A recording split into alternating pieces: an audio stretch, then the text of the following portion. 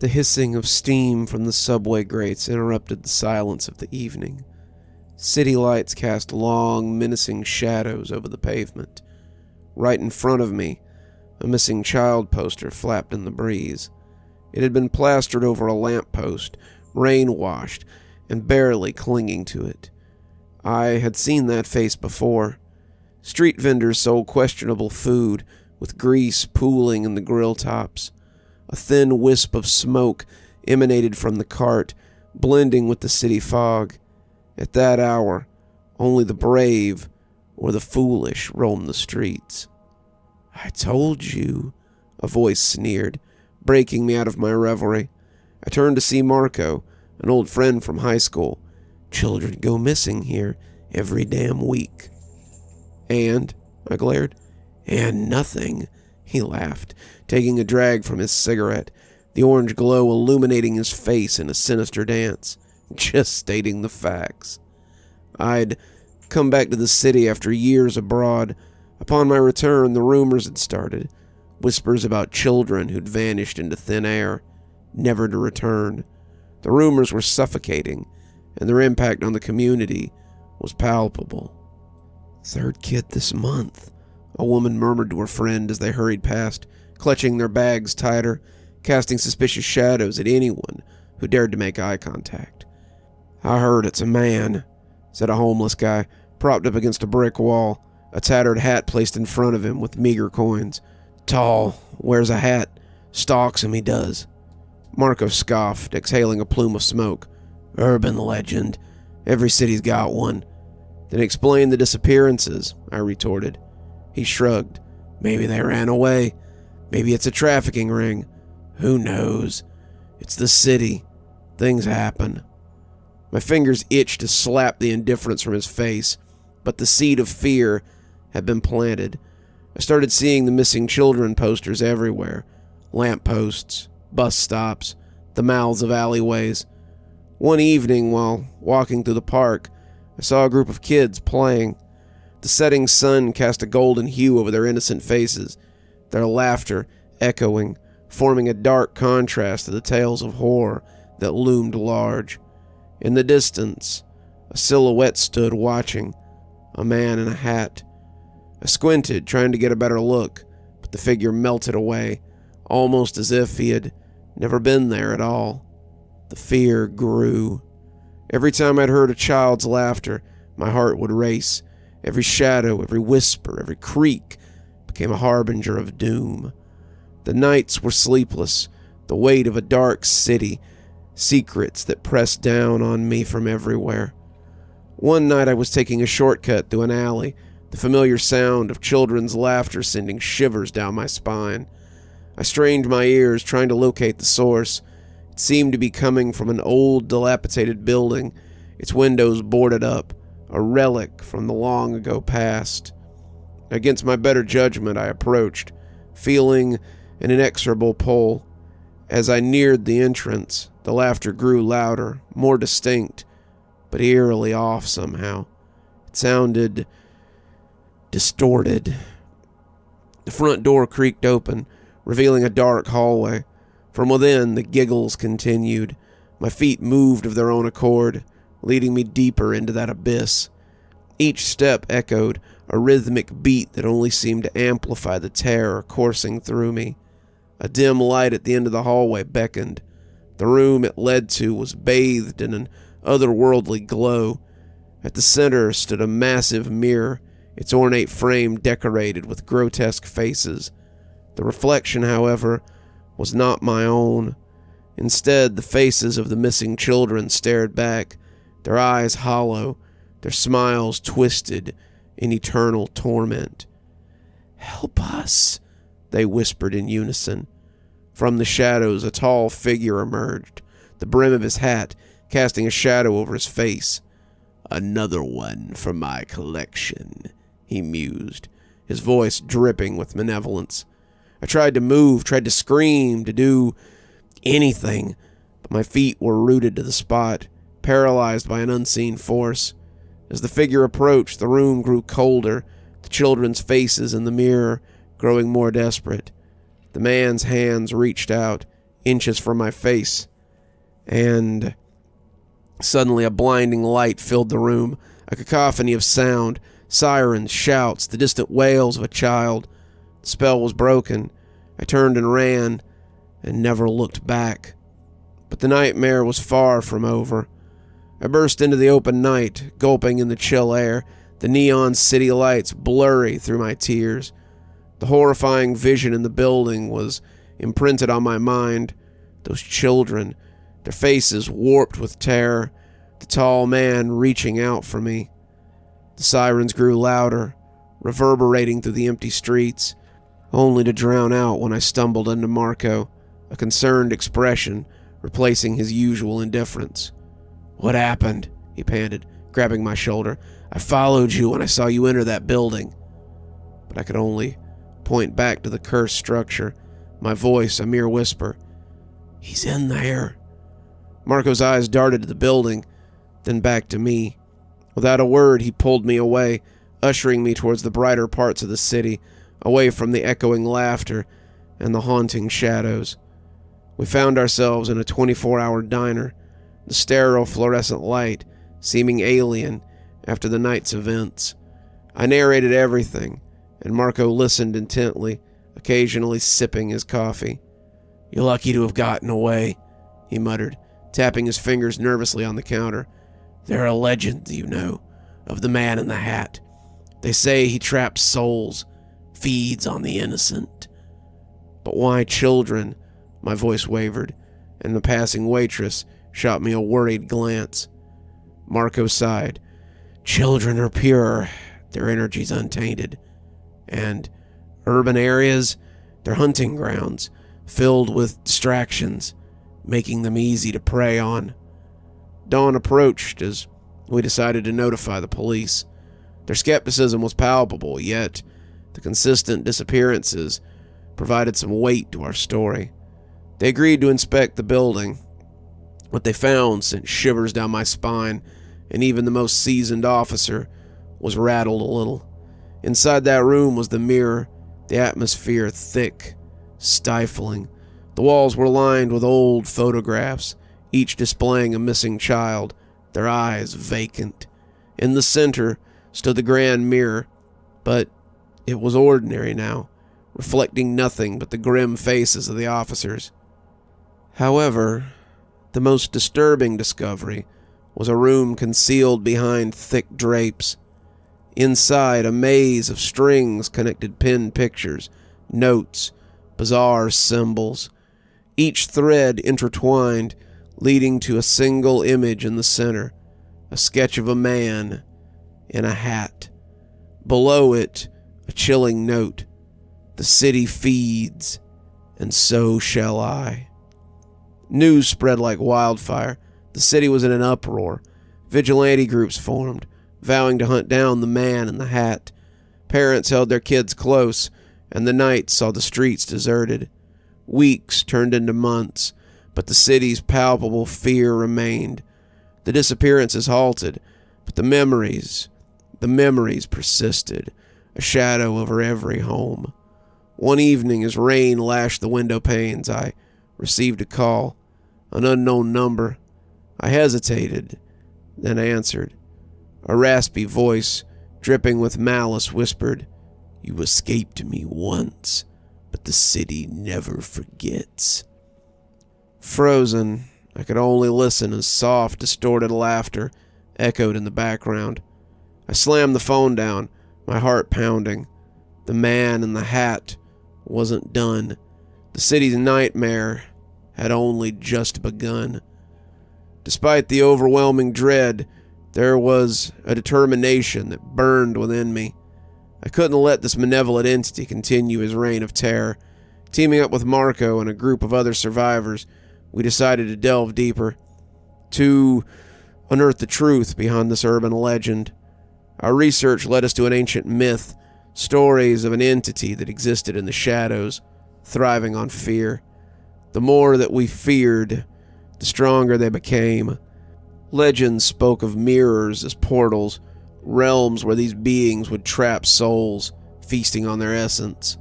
We needed to destroy the source of the power, We needed to destroy the accursed mirrors. Armed with tools and determination, we made our way to the building. The entrance seemed more foreboding than before, its dark void beckoning us, challenging us. Inside, the silence was oppressive. The mirror room awaited, the large glass surface reflecting our anxious faces. Taking a deep breath, I swung my sledgehammer. The impact sent ripples across the city. Every street, every home, every heart felt that first strike. As cracks appeared, the trapped souls began to break free. The city, once cloaked in darkness, began to breathe again. But it wasn't over yet. From the mirror's depths, the man in the hat emerged, his form more terrifying than any legend could convey. Our final battle had begun. The room's temperature plummeted. Our breaths were visible, forming vaporous clouds in the freezing air. The man in the hat moved with unnatural speed, a mere blur as he lunged at us. Marco and the others tried to restrain him, but it was like fighting a hurricane. His sheer force was overwhelming. His eyes were pools of infinite darkness locked onto mine, and I felt a pull, an overwhelming desire to succumb. Those eyes were a promise of peace, an end to constant dread, but beneath that, a current of benevolence lurked. "Join the others," he hissed, his voice echoing with the pain and sorrow of all his victims. But I wasn't ready to give up. Remembering the research, I shouted, "Don't look into his eyes! He draws strength from our fear!" Distracting him with makeshift weapons and tools, we circled the mirror, chanting an ancient spell we had discovered during our research. The room quaked, the very foundations of the building groaned under the force. The mirror's cracks began to grow, each fracture emitting a piercing scream, the collective voice of the trapped souls demanding release. The man in the hat, his strength waning, tried to retreat into the mirror, to escape the onslaught, but our chants grew louder, drowning out his anguished cries. With one final surge of energy, the mirror shattered, sending shards flying in all directions. The room was engulfed in blinding light, a force so potent it threw us back. As the light dimmed, we slowly got to our feet, taking in the aftermath. The man in the hat was gone. In his place was a pile of ashes and a worn-out hat lying on the floor, marking the end of that ancient terror. The walls, once lined with haunting photographs, now displayed blank frames, their tormented occupants finally free. Exhausted, we made our way out, the first rays of dawn painting the city in hues of hope. The streets, for the first time in months, echoed with genuine, joyful laughter. Children played without fear, families reunited. The weight of the dark past slowly faded away. News of our victory turned us into local heroes, but we knew the truth. The city's true heroes were its inhabitants, their collective spirit and hope being the real force that banished the evil. Yet, the city bore the scars, reminders of its tormented past. The once abandoned buildings became a memorial, dedicated to the lost souls, ensuring the city would never forget. Years went by, life moved on, but every now and again on quiet nights, when the city heartbeat slows, whispers rise, of a time when shadows held power, of brave souls who fought back, and of a man in a hat whose reign of terror is no more. However, urban legends have a way of persisting, tales passed down from generation to generation, and while the city had fought off one darkness, who's to say what other horrors lurked in its depths, just waiting for their time to rise?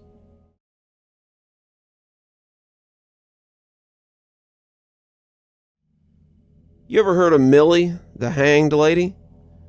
That's what Josh, my best friend, asked me one night while we were camping in the woods. Seriously, is this another story you made up, Josh? Asked Sue skeptically. No, this is 100% true, seriously. You guys never heard of this? I shrugged my shoulders in denial.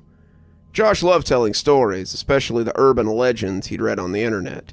Most likely he'd prepared a dozen of them in advance for tonight. The story begins one night in the forest. Forest where we just happened to be, Josh began seriously. I smiled out of the corner of my mouth and exchanged a glance with Sue, who knew as well as I did, now that he was off and running, there was no stopping him. You see, Millie was a high schooler like the three of us, and ever since she was a little girl, she'd been picked on by the other kids. Millie was different from the others. She always kept to herself, didn't dare speak up, didn't mix well with the others, and soon she became the target of others' abuse. Over the years, her reputation followed her, and the harassment from the other kids in her class became increasingly cruel. Sue kept her neutral expression, but I could feel that the story touched her. She, too, had struggled to fit in after her parents had moved her here, and it was only after befriending Josh and me that she'd managed to come out of her shell.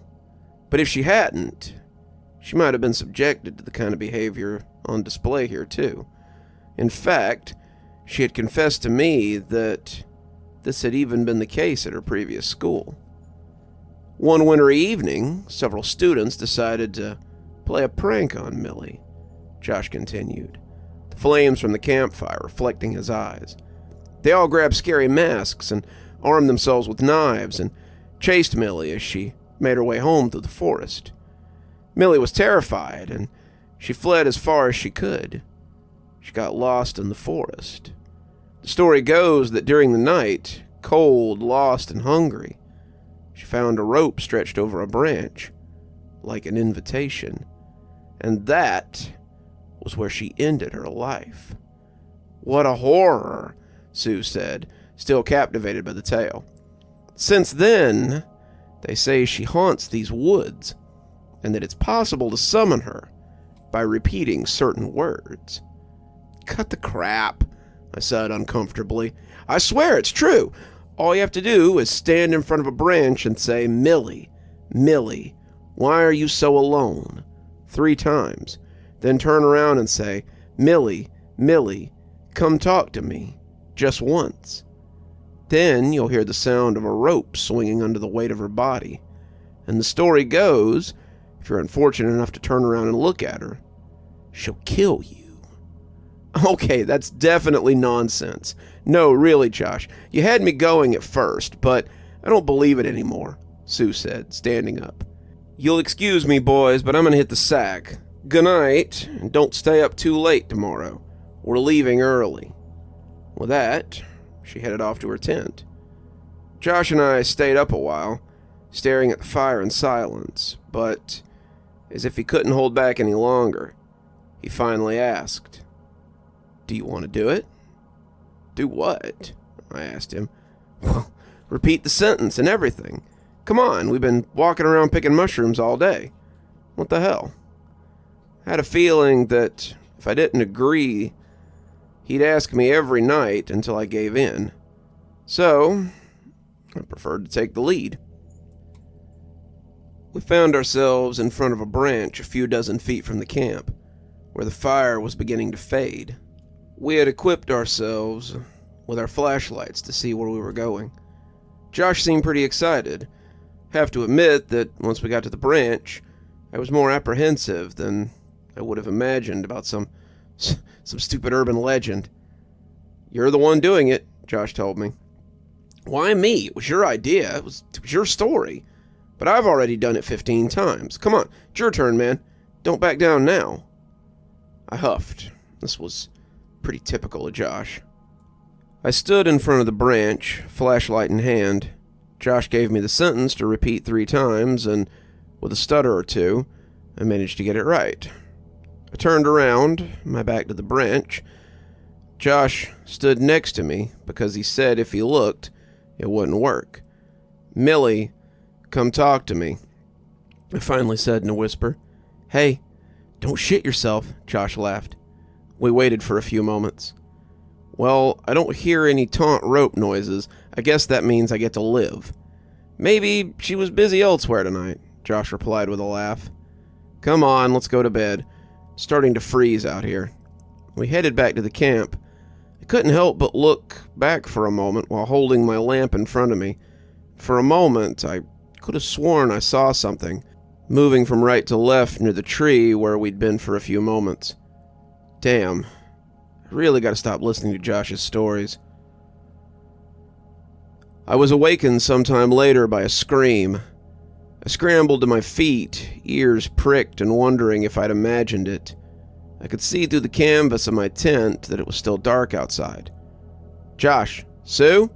I called aloud, our tents being right next to each other. No answer. Why the hell aren't they answering? If they're playing a prank on me, I'm gonna kill them. I grabbed the flashlight from my tent, my cell phone, and quietly stepped out. "Josh, Sue?" I asked again. I lit up their tent in turns and noticed they were both open and empty. I couldn't remember clearly what I'd heard, but I thought the scream was from a girl. I couldn't believe for a second that Sue would participate in a prank like this, but if it wasn't that, then maybe something serious had happened. As I stood there trying to think about where they might have gone and what they might be doing, a strong wind blew. To my right, a few dozen feet away, I spotted something moving. "Josh, I swear to God, if this is one of your stupid jokes," I said, as I slowly approached, my flashlight trying to shine through the vegetation around me. I walked towards where I thought I'd seen the movement, and finally I saw something just to my right moving again. Slowly, heavily, I heard the sound of a taut rope. I shone my flashlight from bottom to top, and there I saw Josh, hanging by his neck with a rope tied to a branch over a tree. I was silent for a few seconds at the shock. "Josh, please, stop this." His face was contorted in an expression of sheer terror. Eyes revolted back. His skin was blue, lifeless. I nudged him with my hand, and he just rocked back and forth a little. I couldn't believe it. It must have been an elaborate prank on his part. It wasn't possible. Not Josh. He was glowing with life. He would never take his own life like that, in the middle of the night, on a camping trip. The reality finally dawned on me, and I was overcome by a violent sob. My legs buckled, and I threw up on the ground. As I wiped my mouth, my eyes misty with tears, I heard something impossible. The sound of a taut rope slowly swinging right behind me. I straightened up, the sensation of mortal danger just behind my neck. "Who's there?" I asked, my voice trembling and still tight. The rope suddenly stopped moving. "Why don't you look at me?" said a feminine voice from beyond the grave, whose windpipe seemed to be strangled. What? "Your friend looked at me. Look at him now. He's so much happier here with me." I remained silent, my eyes fixed in front of me, as if frozen in place. "It's impossible. She can't be real. You're having a nightmare. Wake up, wake up, wake up. Look at me." I ran. I didn't know where, and I didn't care. She'd killed Josh, and now this thing, whatever it was after me. After a minute, I remembered Sue's scream. She must have been awakened like me, maybe by Josh getting up, or when he'd been killed. She must have discovered the corpse, too. With any luck, she'd managed to escape. I figured if she'd gone off with her cell phone, she'd have tried to escape to the nearest road, which was about 15 miles, even though there was no way she could get there before the night was over. I tried calling the police and my parents without success, but luckily the GPS still seemed to work, so I followed the direction. I was walking fast, so as not to collapse on the ground from exhaustion. I was already out of breath, and I couldn't stop. I always made sure to aim my flashlight at the ground in front of me to be on the safe side. The urban legend Josh had told me had said that you had to turn around and look at her for her to kill you. So maybe I shouldn't look her in the eye. I felt like I was being stalked. I flinched at every movement of a branch in the wind, and I constantly felt eyes on the back of my neck. But I was too scared to turn around. I had to get the hell out of the forest. Sorry, Josh. I promise I'll come back for you as soon as I find some help. I spotted an abandoned cabin we'd seen on the way here. I remembered that Sue had said that this was where we would find shelter if there was a storm or something. Suddenly I saw a light pierce the darkness through the wooden planks of the cabin. I sprinted towards it. Sue! Sue, I'm coming! I shouted out of breath. I stepped inside, the boards creaking beneath my feet. The light streamed in from under the door, and the cabin only had the one bedroom. I crossed the space between me and the door, glad I'd found Sue before I fled this place. I put my hand on the door handle. Sue? I paused. Silence was unnatural. Something was wrong. Sue, are you okay? I asked through the door, my hand still on the handle. Answer me, please. You're freaking me out. Josh is dead, and the thing that killed him is still around. We need to get the hell out of here. No response. Sue!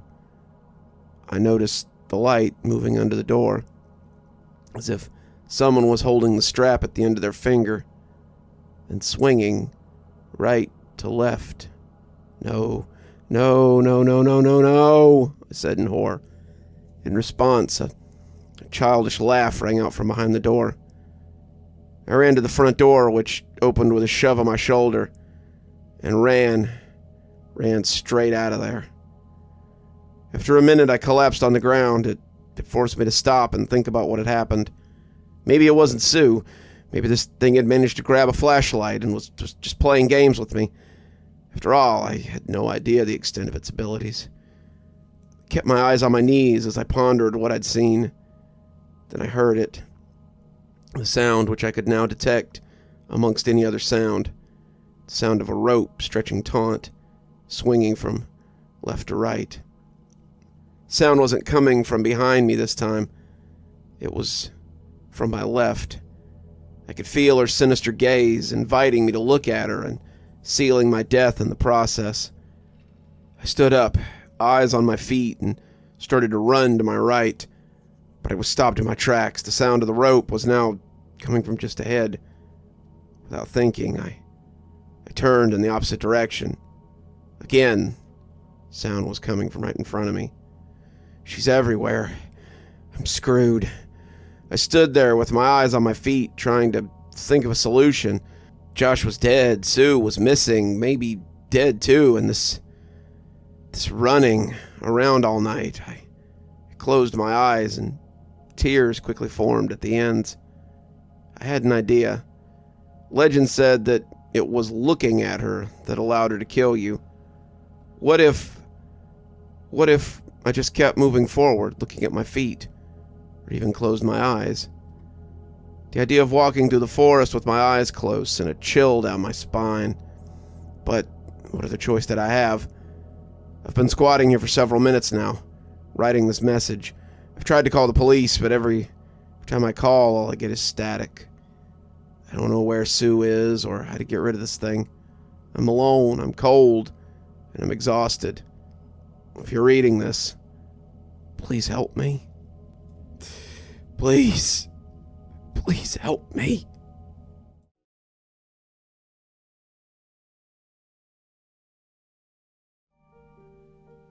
My Uncle Phil was a detective in Los Angeles. He died last week, age 75. He'd been blinded in the line of duty in 1993 and got a sweet payout. Only time I ever saw Uncle Phil get upset was when we asked the details of how he lost his sight. He refused to tell us, and even talk about it. My mom and brother and I spent the weekend clearing out his house. Uncle Phil was a nice guy overall, but he was also something of a hoarder. It took us 15 hours to get the place even close to clean. In the basement, we found his filing cabinet behind a stack of boxes labeled Men's Adventure Books. The filing cabinet was locked. After my mom and brother had gone for the night, I got my buddy Reuben to come over and try to get the filing cabinet open. Reuben fashions himself as a lockpicker. Took him 16 tries. I was counting, but he finally got it unlocked. In the bottom drawer at the back was a large envelope dated 2008, marked Destroy. Guess he must have forgotten to follow through on it. Inside was a typed transcript of the very last interrogation my Uncle Phil ever did as a detective. There was also an LP, a slab of black vinyl with no sticker, no markings on it at all. I don't have a record player, but Reuben, he said he moonlights as a DJ, and he had one at his pad. So I let him take the record and rip it, send me an MP. He left, and I brought the transcripts upstairs. I read it, and it scared the crap out of me. I was in a panic afterward. I called Reuben, but he didn't answer. I tried his roommates, but they said he hadn't come home. That was 2 days ago. No one's seen Reuben, and his phone's no longer in service. This afternoon I got an anonymous email with an untitled MP3 file. I haven't opened it. I will never open it. I'm posting this transcript of my Uncle Phil's last interrogation here. I'm doing it as a warning. I know record collectors will call me paranoid, but I'm telling you, avoid unlabeled LPs you find at the thrift store or old record crates. If you sent or somehow come across an untitled MP3, be very careful. If it says anything about the Drawn King, delete it immediately. California Bureau of Criminal Apprehension, Investigating Supplement, 1993-78409, Transcript 8/6/1993. PH. The coffee is just on your left. WS. Here? PH. I can help you get it if you... WS. No, I'm fine, thank you. PH. Alright, okay. It's presently 1640 at August 6, 1993. Detective Phil Hernandez, currently at the Van Nuys station at Van Nuys, California, to interview Captain Wyatt Shepard. This is for LAPD case number 1993-784. Wyatt, I want to go ahead and get down some basic information for our report. Your first name is spelled W-Y-A-T-T. Is that correct? WS. Yeah. And Shepard is spelled S-H-E-P-P-A-R-D. Right. And your occupation is firefighter. Yes, Captain. Listen, I can explain what happened. We're getting to that. First, I just need a little more background information. You told my officer at intake that this began 2 days ago after an incident. You have to understand, I tried to stop it. Wyatt, I need you to start at the beginning. I need you to take me back to the night of the fire at Burbank.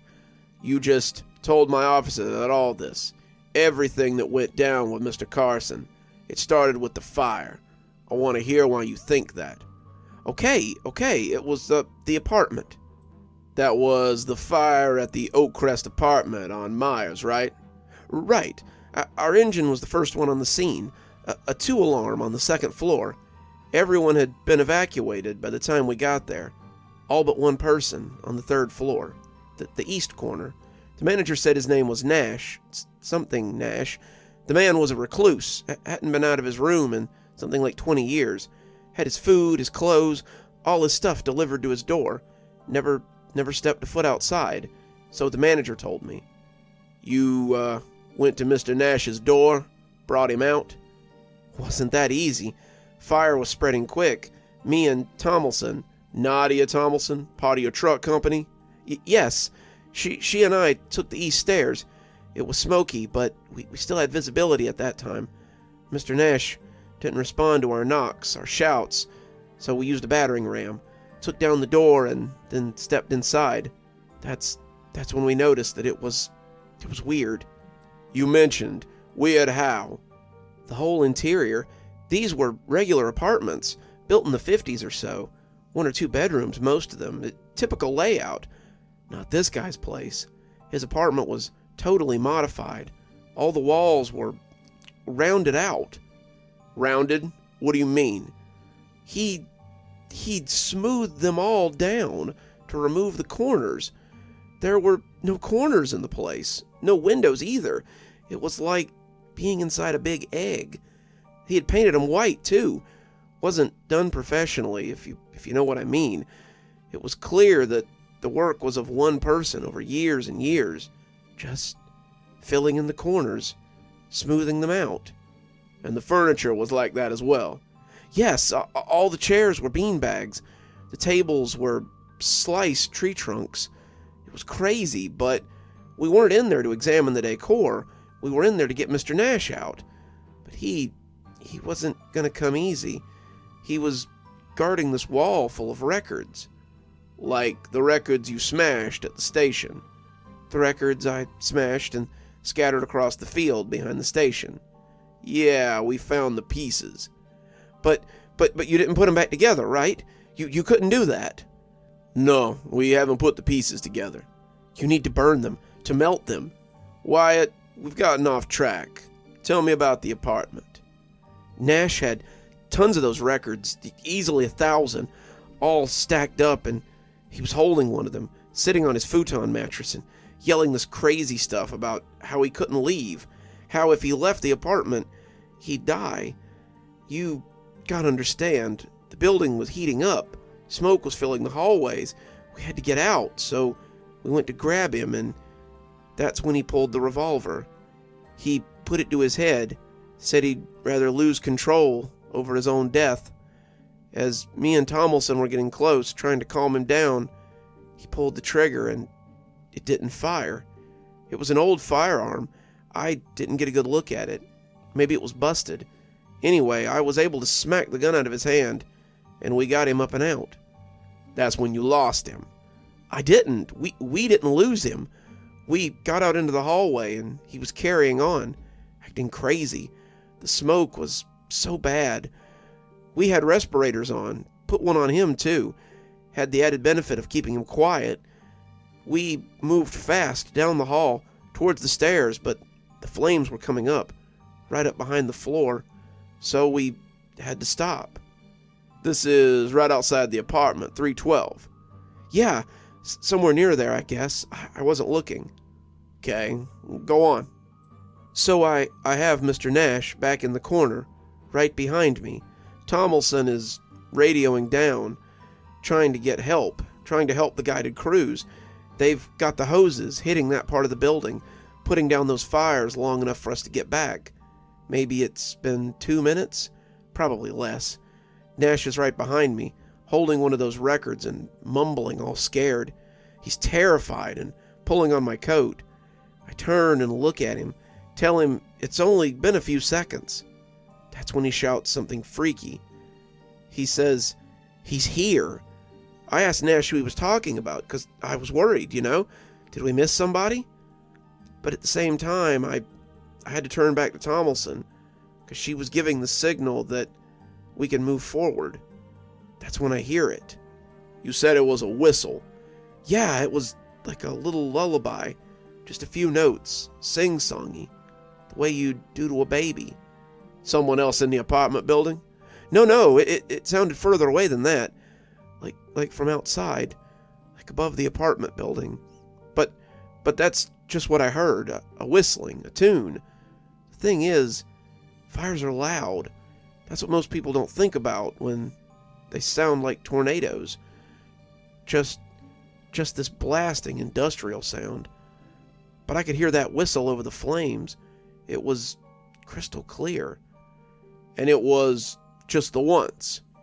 Yes, just the once. And this guy Nash, he screams like he's being murdered. The worst scream I've ever heard.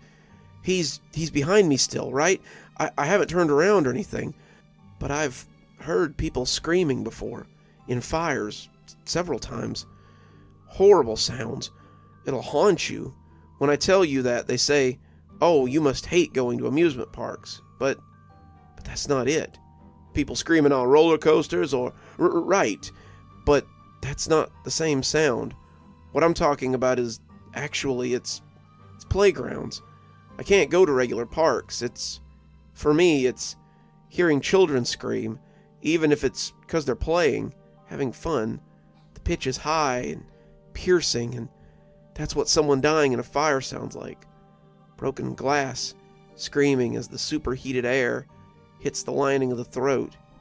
Anyway, this was worse than that. To be honest, it sounded like Nash was being turned inside out. So of course I reacted. I spun around to him and he's gone. He's just gone. And the record he was holding is lying there next to a little pool of blood. That's it. Poof. And Mr. Nash couldn't have just snuck past you. How? I had him in a corner. My back pressed up against him. I would have felt him push past. Would have seen him going down the hall. No. He was just gone. Vanished. All right. You couldn't find him. You get back outside. We looked. We looked everywhere, but the fire was growing and the other engine hadn't showed up yet. So we had to leave the building. I took the record and we exited. The next 3 hours we fought the fire. Didn't put it out until nearly 2 a.m. The record was supposed to be handed to the officer on the scene. I know, but in the chaos, it ended up with us, in the engine and then back to the station. As soon as I noticed it, I called Stefan. Officer De Novo. Yes, he's a friend. We belong to the same gym.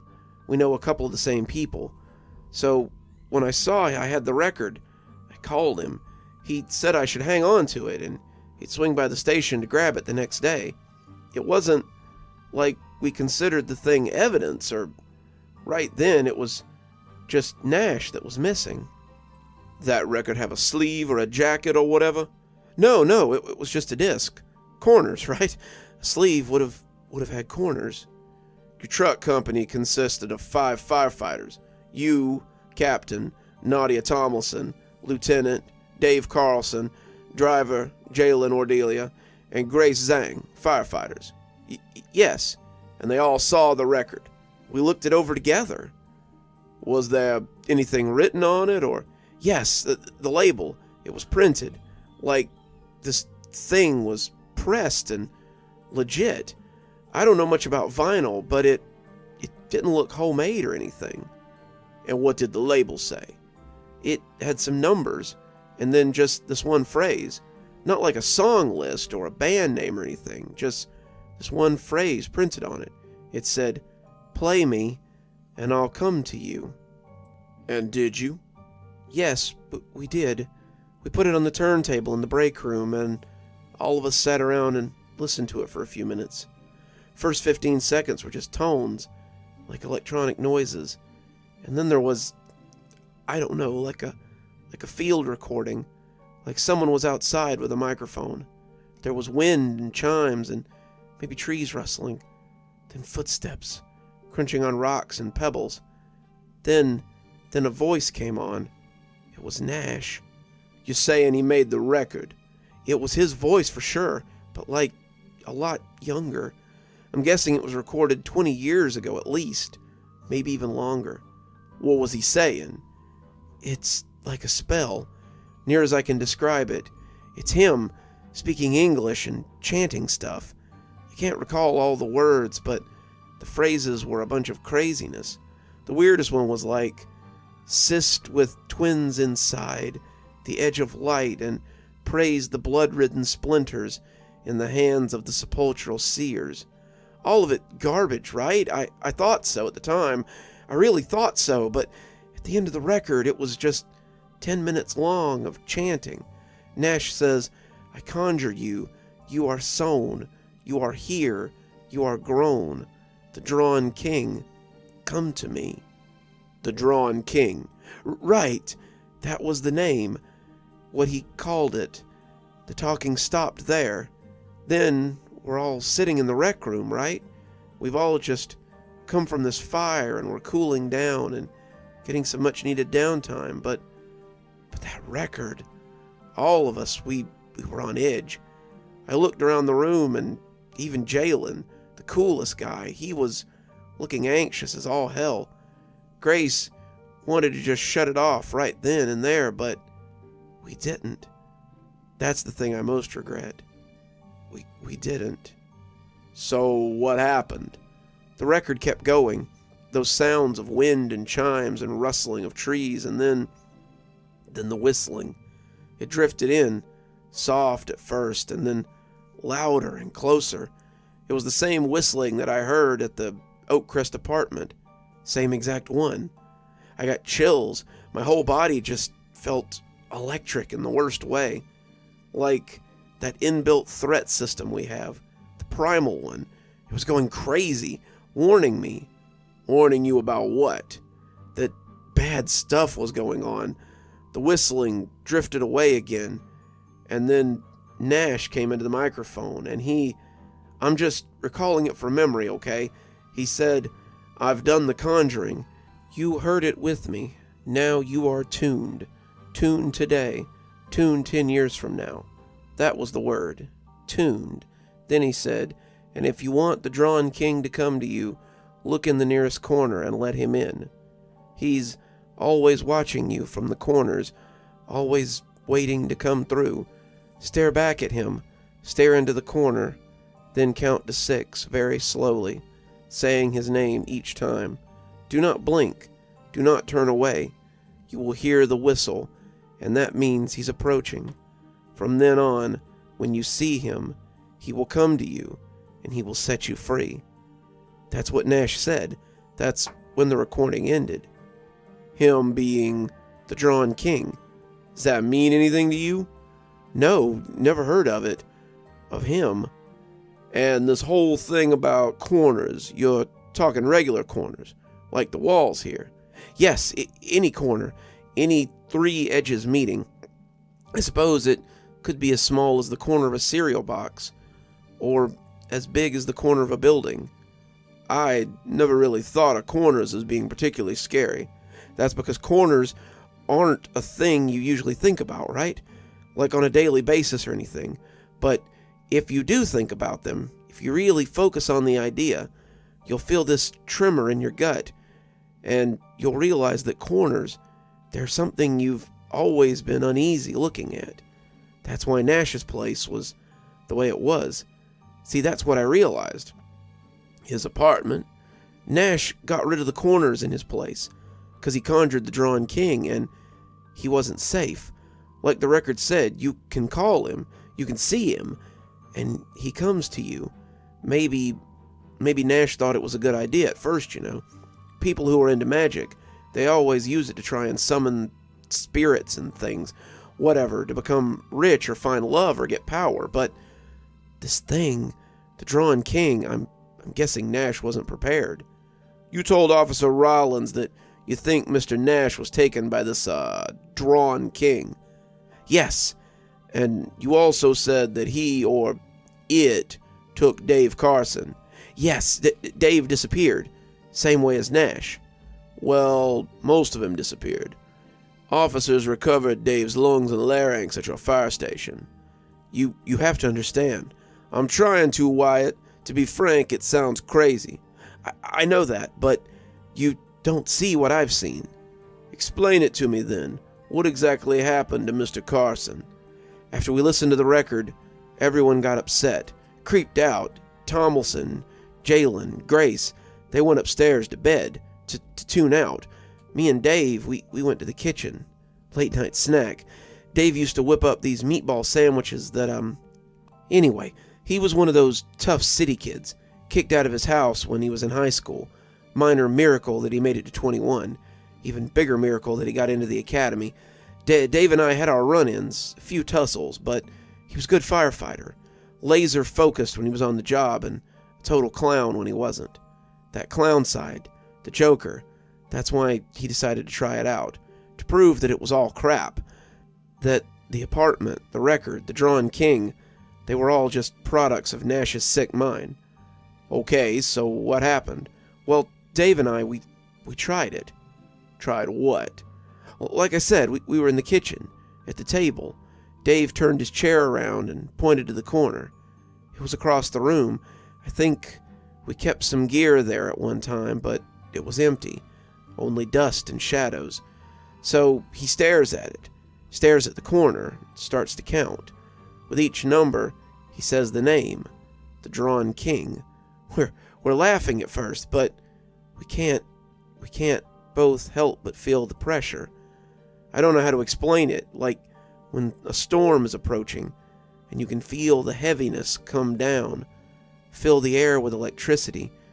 Soon we were both counting, slow and saying his name, and our eyes are locked on the corner.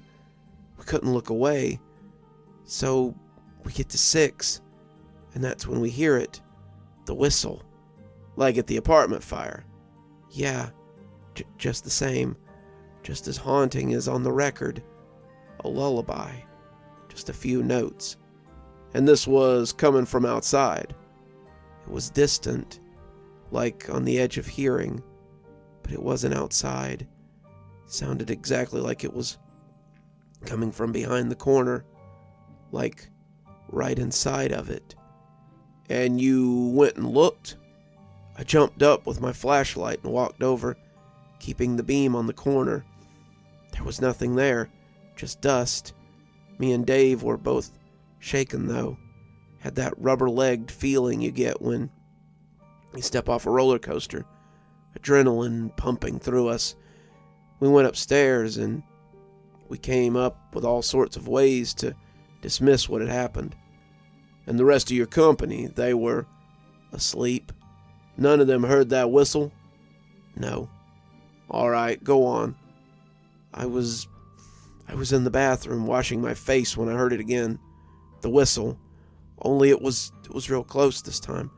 Too close, like right there in the room with me.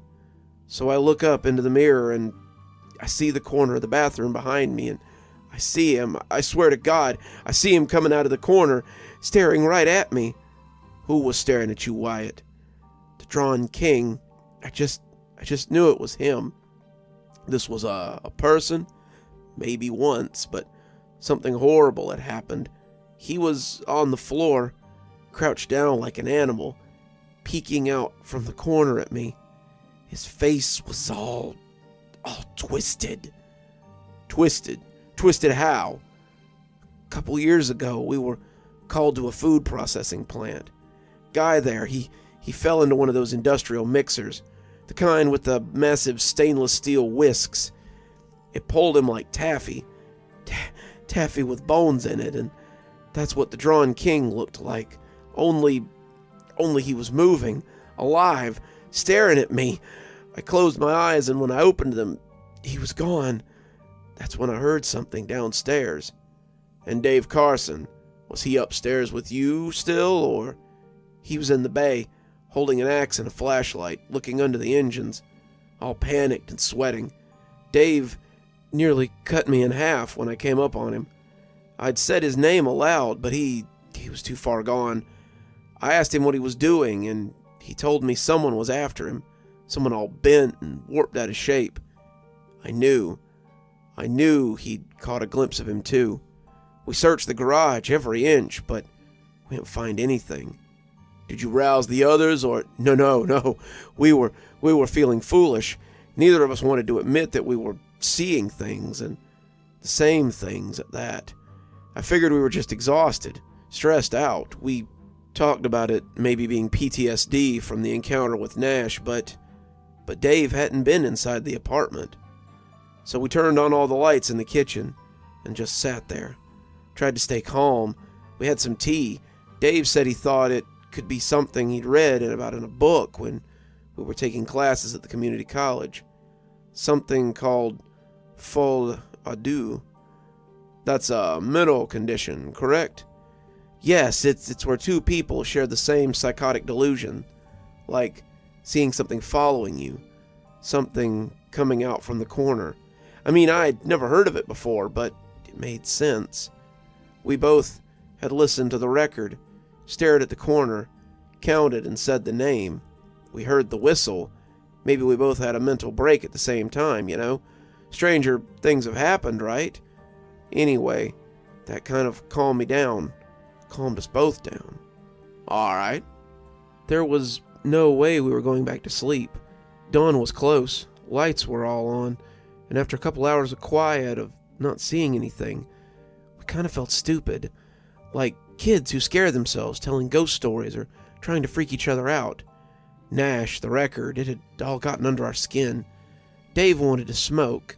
He'd do it in the parking lot out back. This time, though, we kept the door open, just in case. I don't know if it was so we could keep an eye on each other, or for me to keep tabs on him. Again, our nerves had gotten fried. Our minds were getting the best of us. So Dave goes over to the door, pushes it open, and steps out. But he keeps his foot there, so, I can see him. It's dark out there, but there's a light in the lot, so it's not like... Anyway, he lights up a smoke, takes a couple drags, kind of laughs. I remember that. Then we hear it again. The whistle. Only this time, it's okay. Take a break. What'd you hear? The whistle. It wasn't like before. It wasn't off in the distance or above us or outside in the corner. It was loud, like thunder, enough to make us want to cover our ears, like an air raid siren, and Dave turned to look at me, and we both knew. My God, in that split second, we both knew, and I don't know how to describe it, but it was like our souls just shattered. He knew it was the end. His eyes locked onto me, and take your time. He screamed. Dave screamed the same as Nash, the same as someone being burned alive. As he screamed, his eyes just boring holes into mine, his pain and fear, and he turned to look outside at the corner of the station, and as the Drawn King grabbed him, he dragged Dave inside on his belly. Dave's nails grinded desperately against the asphalt. The door slammed shut. You saw this. Yes, I saw the Drawn King's arm, his hands. Those fingers were too long, too sharp. He had Dave by the back, and there was blood spraying everywhere.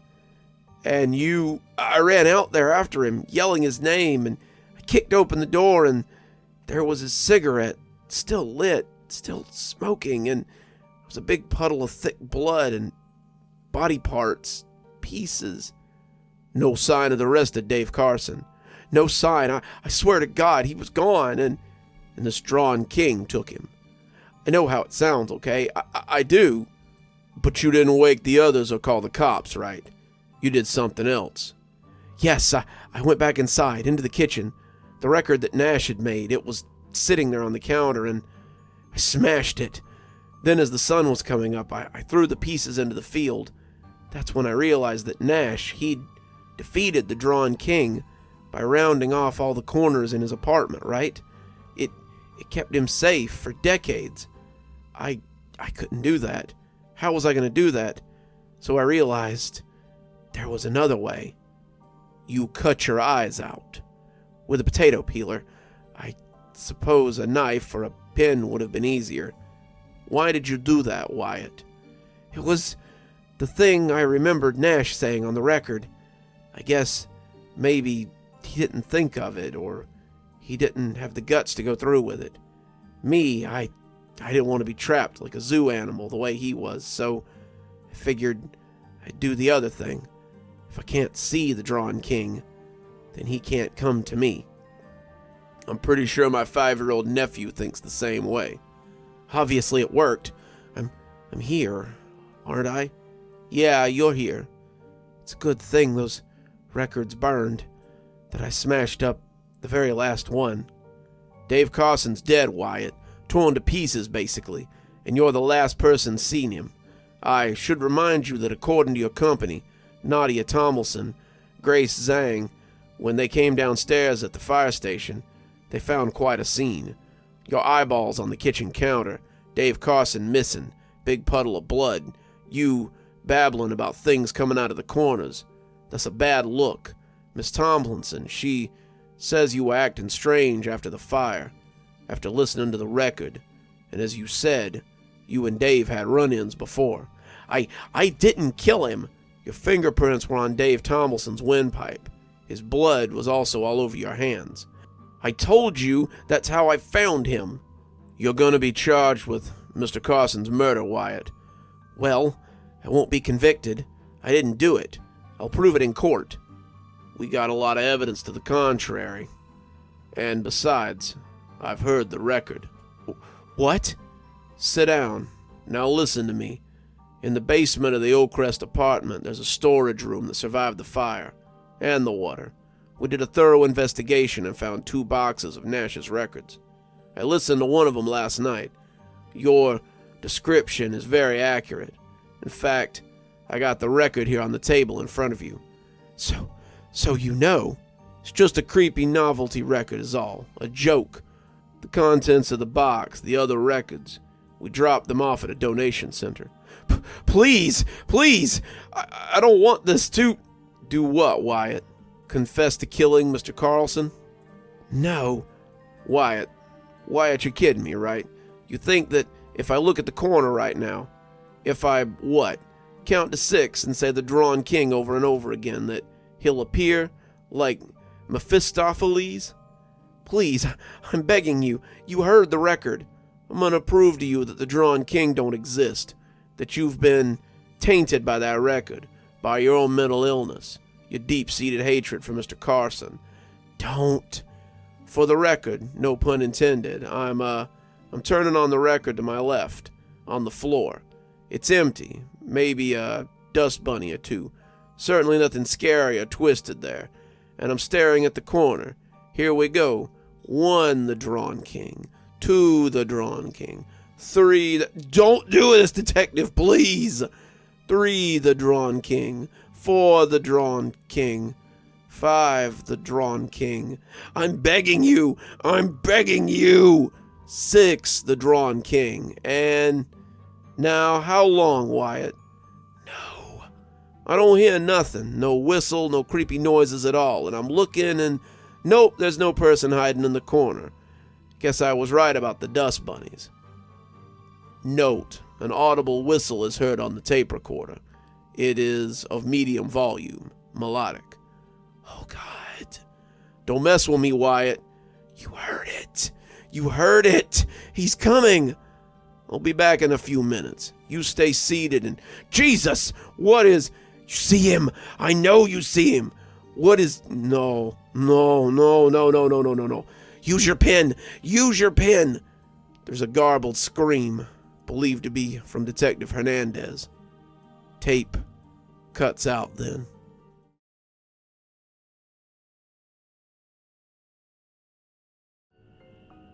I don't have much time, so if things sound a little weird, just bear with me.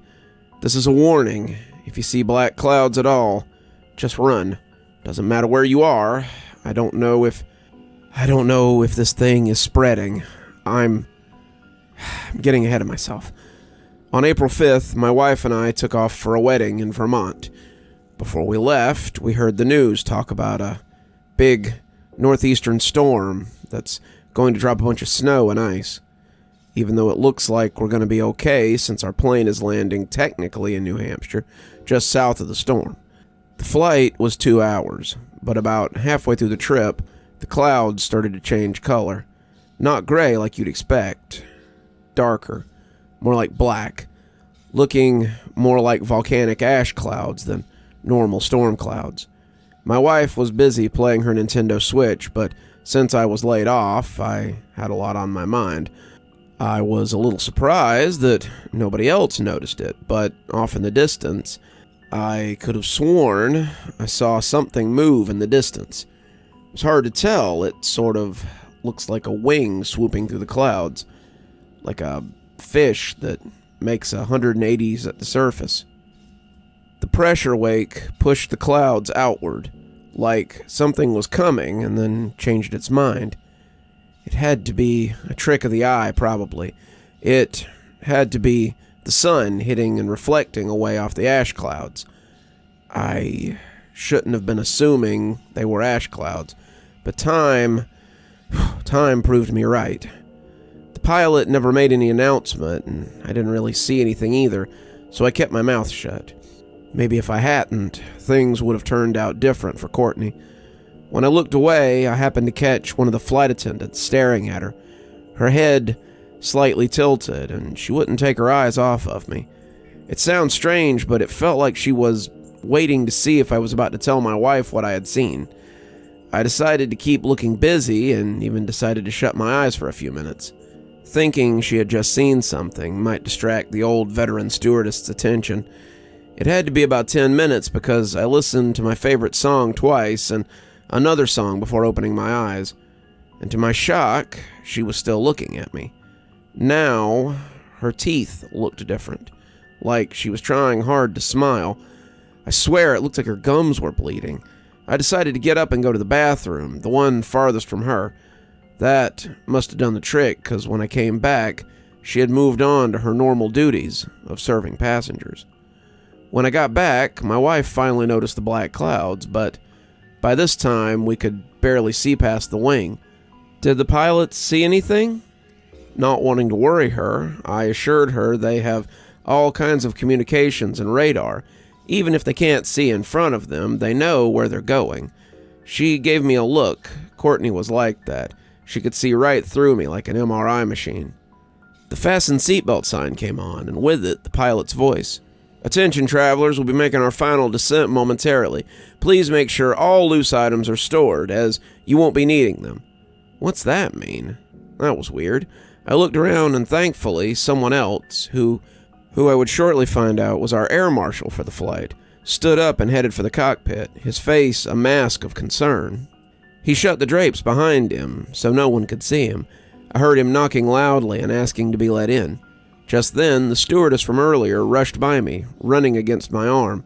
Suddenly, my arm was in drastic pain. I looked down, and it looked like someone had taken a cheese grater to it.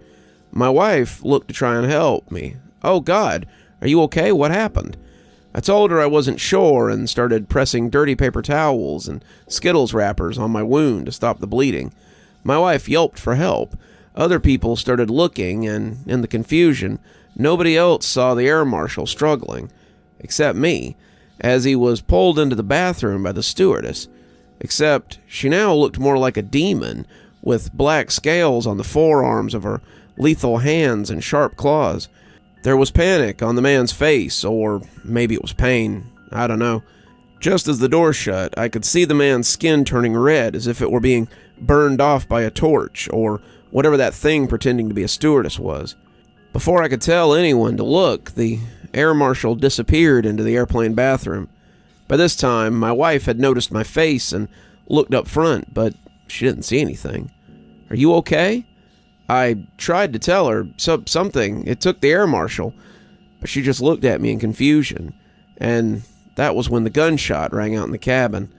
The bullets began flying out of the bathroom from where the air marshal had been dragged. His screams were guttural. He must have gotten loose, but he never made it out. More bullets went off, and everyone scattered. Several shots hit the cockpit, and luckily they didn't penetrate the bulletproof door. Unfortunately, one of the bullets did shoot out the pressurized windows. The next few minutes were a blur. Everyone was panicking, and with no direction, everyone braced for the inevitable. I looked out the window just as we were about to hit. We were through the clouds, and what I was seeing wasn't New Hampshire. It looked like some kind of hellscape. Lava rivers and large mounds in the distance, horned monstrosities roaming the outskirts of the airport. The barbed wire fencing that lay more like fences made from rubber or skin, and the buildings were covered in ash and strange demonic symbols. After that, it was only blackness. I came to eventually, hanging and nearly falling out of my seat. I appeared to be only a few feet off the ground, and I was alone. My wife's seat was broken clean off. I can't see her, and I don't see anyone else living. I prepared myself and unlatched the seatbelt. I tucked and managed to save my 33-year-old ankles when I hit the ground. I stood up, letting my bearings hit me, when I finally got to look around and noticed there was no sun. It should have been there. It was 3 o'clock in the afternoon, but it looks like midnight out there. Alone and scared, I tried calling out, but I was afraid to draw the attention of those giant monsters I'd seen just before the crash. Just then, I heard a girl screaming. Instinct kicked in, and I ran to help. I jumped over the debris and body parts from the passengers. All I could think was that it might be Courtney, and I had to do something. I rounded one of the plane engines that was on fire, and I wish I didn't see what I had witnessed next. An early 20s Gen Z girl covered in dirt, her face cut and badly bleeding. So bad I couldn't tell if she still had her eyes. But then the worst of it finally hit me when I realized what she was doing. She was feeling for her legs, or her lack thereof. She cried out, screaming for her mother, while she grabbed at the stumps of what had been her legs. I have to admit I was scared. I was in shock. How could I help her? I didn't know, but I knew I couldn't let her suffer alone. I took a step when suddenly I heard another woman, but this one wasn't screaming. She was laughing. Suddenly, a beautiful, terrifying demon woman walked around the corner, and with her came two tiny, crawling demons. "Oh, my child, save your screams. We're just getting started." With that, she snapped her fingers, and I watched as the demons tore into the poor girl. Her screams drew more of the demon dogs. "The more you despair, the more you will suffer. Embrace the suffering, and you will be released from it." The girl cried as best she could as the monster tore into her throat, but with one last breath, she must have gave her what the demon wanted. Suddenly, they were surrounded in black smoke and disappeared. The demon dogs, the demon woman, and the girl, all gone. I was left alone among the debris, the death, the ash-filled air. I didn't know what to do. I found a place to hide. I thought this was hell. Found out later, it wasn't. After having a breakdown under the debris of the crashed plane and still having no idea if my wife was even alive, I had this weird feeling that I had to keep going. It just kept saying, keep alive, keep moving. I can hear those demon dogs coming. I need to be fast. Sometime after my encounter, I heard something loud and deep. It was familiar somehow, though. It sounded like an engine, a plane. I ran through piles of debris and burning cars, planes, cruise ships, and buses. I got to the top of the debris mound just in time to see a 747 punch through the clouded barrier. This one landed just like it was supposed to. I looked up and noticed flying demons scattering as the plane hooked the terminal gate. Just then, the hundreds of demons surrounding the tarmac shrieked like they were welcoming something. Just then, from a shadowy hole in the ground, a giant snake erupted. The giant snake-like creature slithered around the plane like a boa constrictor, preparing to suffocate its prey. The doors opened, and immediately I could hear people screaming for their lives. I watched as a humanoid demon dressed like a pilot in a torn uniform, with random horns tearing its suit of skin off. It was like it was wearing a costume. It started throwing passengers off the plane. Demon dogs and other emaciated humanoid demon things began to swarm the passengers. A middle-aged man in a $5,000 suit. He screamed as the creatures tore his clothes off, and he was carried into the main terminal. He swung his suitcase like a weapon.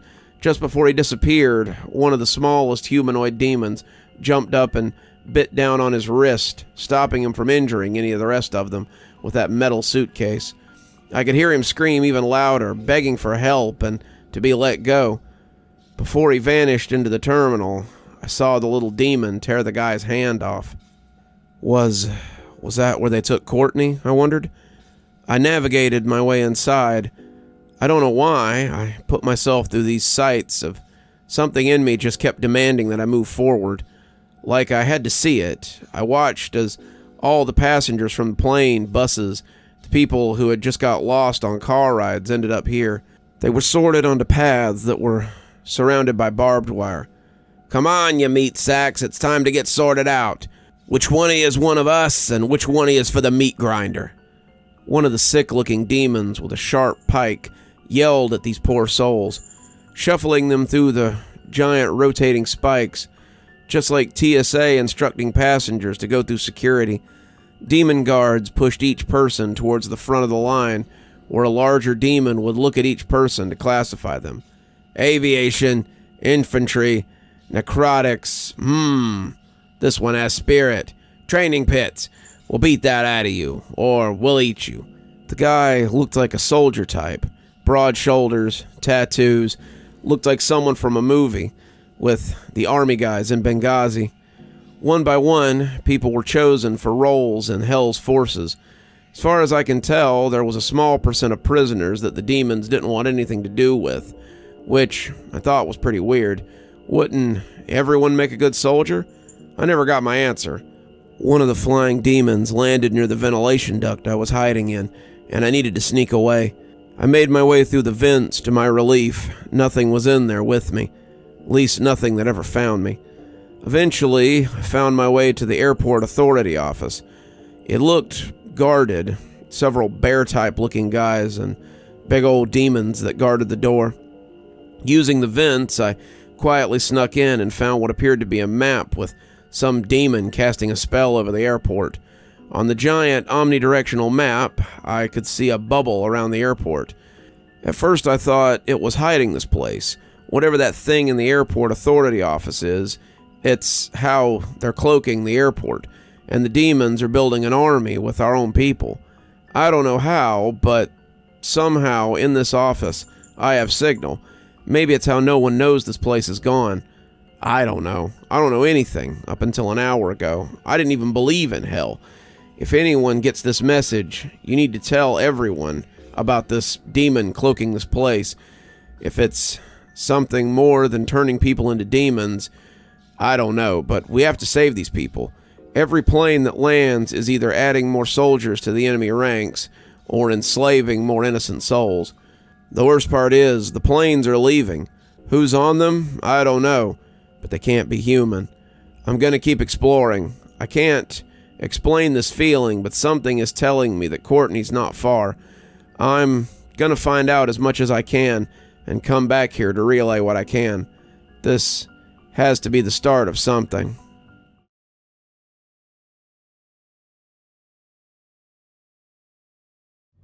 I've read somewhere that booze inhibits the part of your brain that creates dreams. Maybe that's a load of crap. Maybe nightmares are born somewhere else. Who's to say? All I know is that I was pissed drunk when I collapsed on my mattress that night. Yet, I'm back here all the same.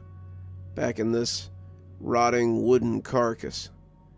Yellow, late afternoon daylight slices lazily through the gaps between the rotten boards. Steady, continuous flecks of bloated dust dance through the rays.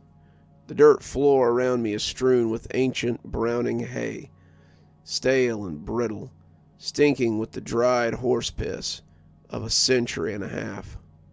It's a spacious, musty room that I stand in, probably 60 yards long from the front door to the back, and at least as wide.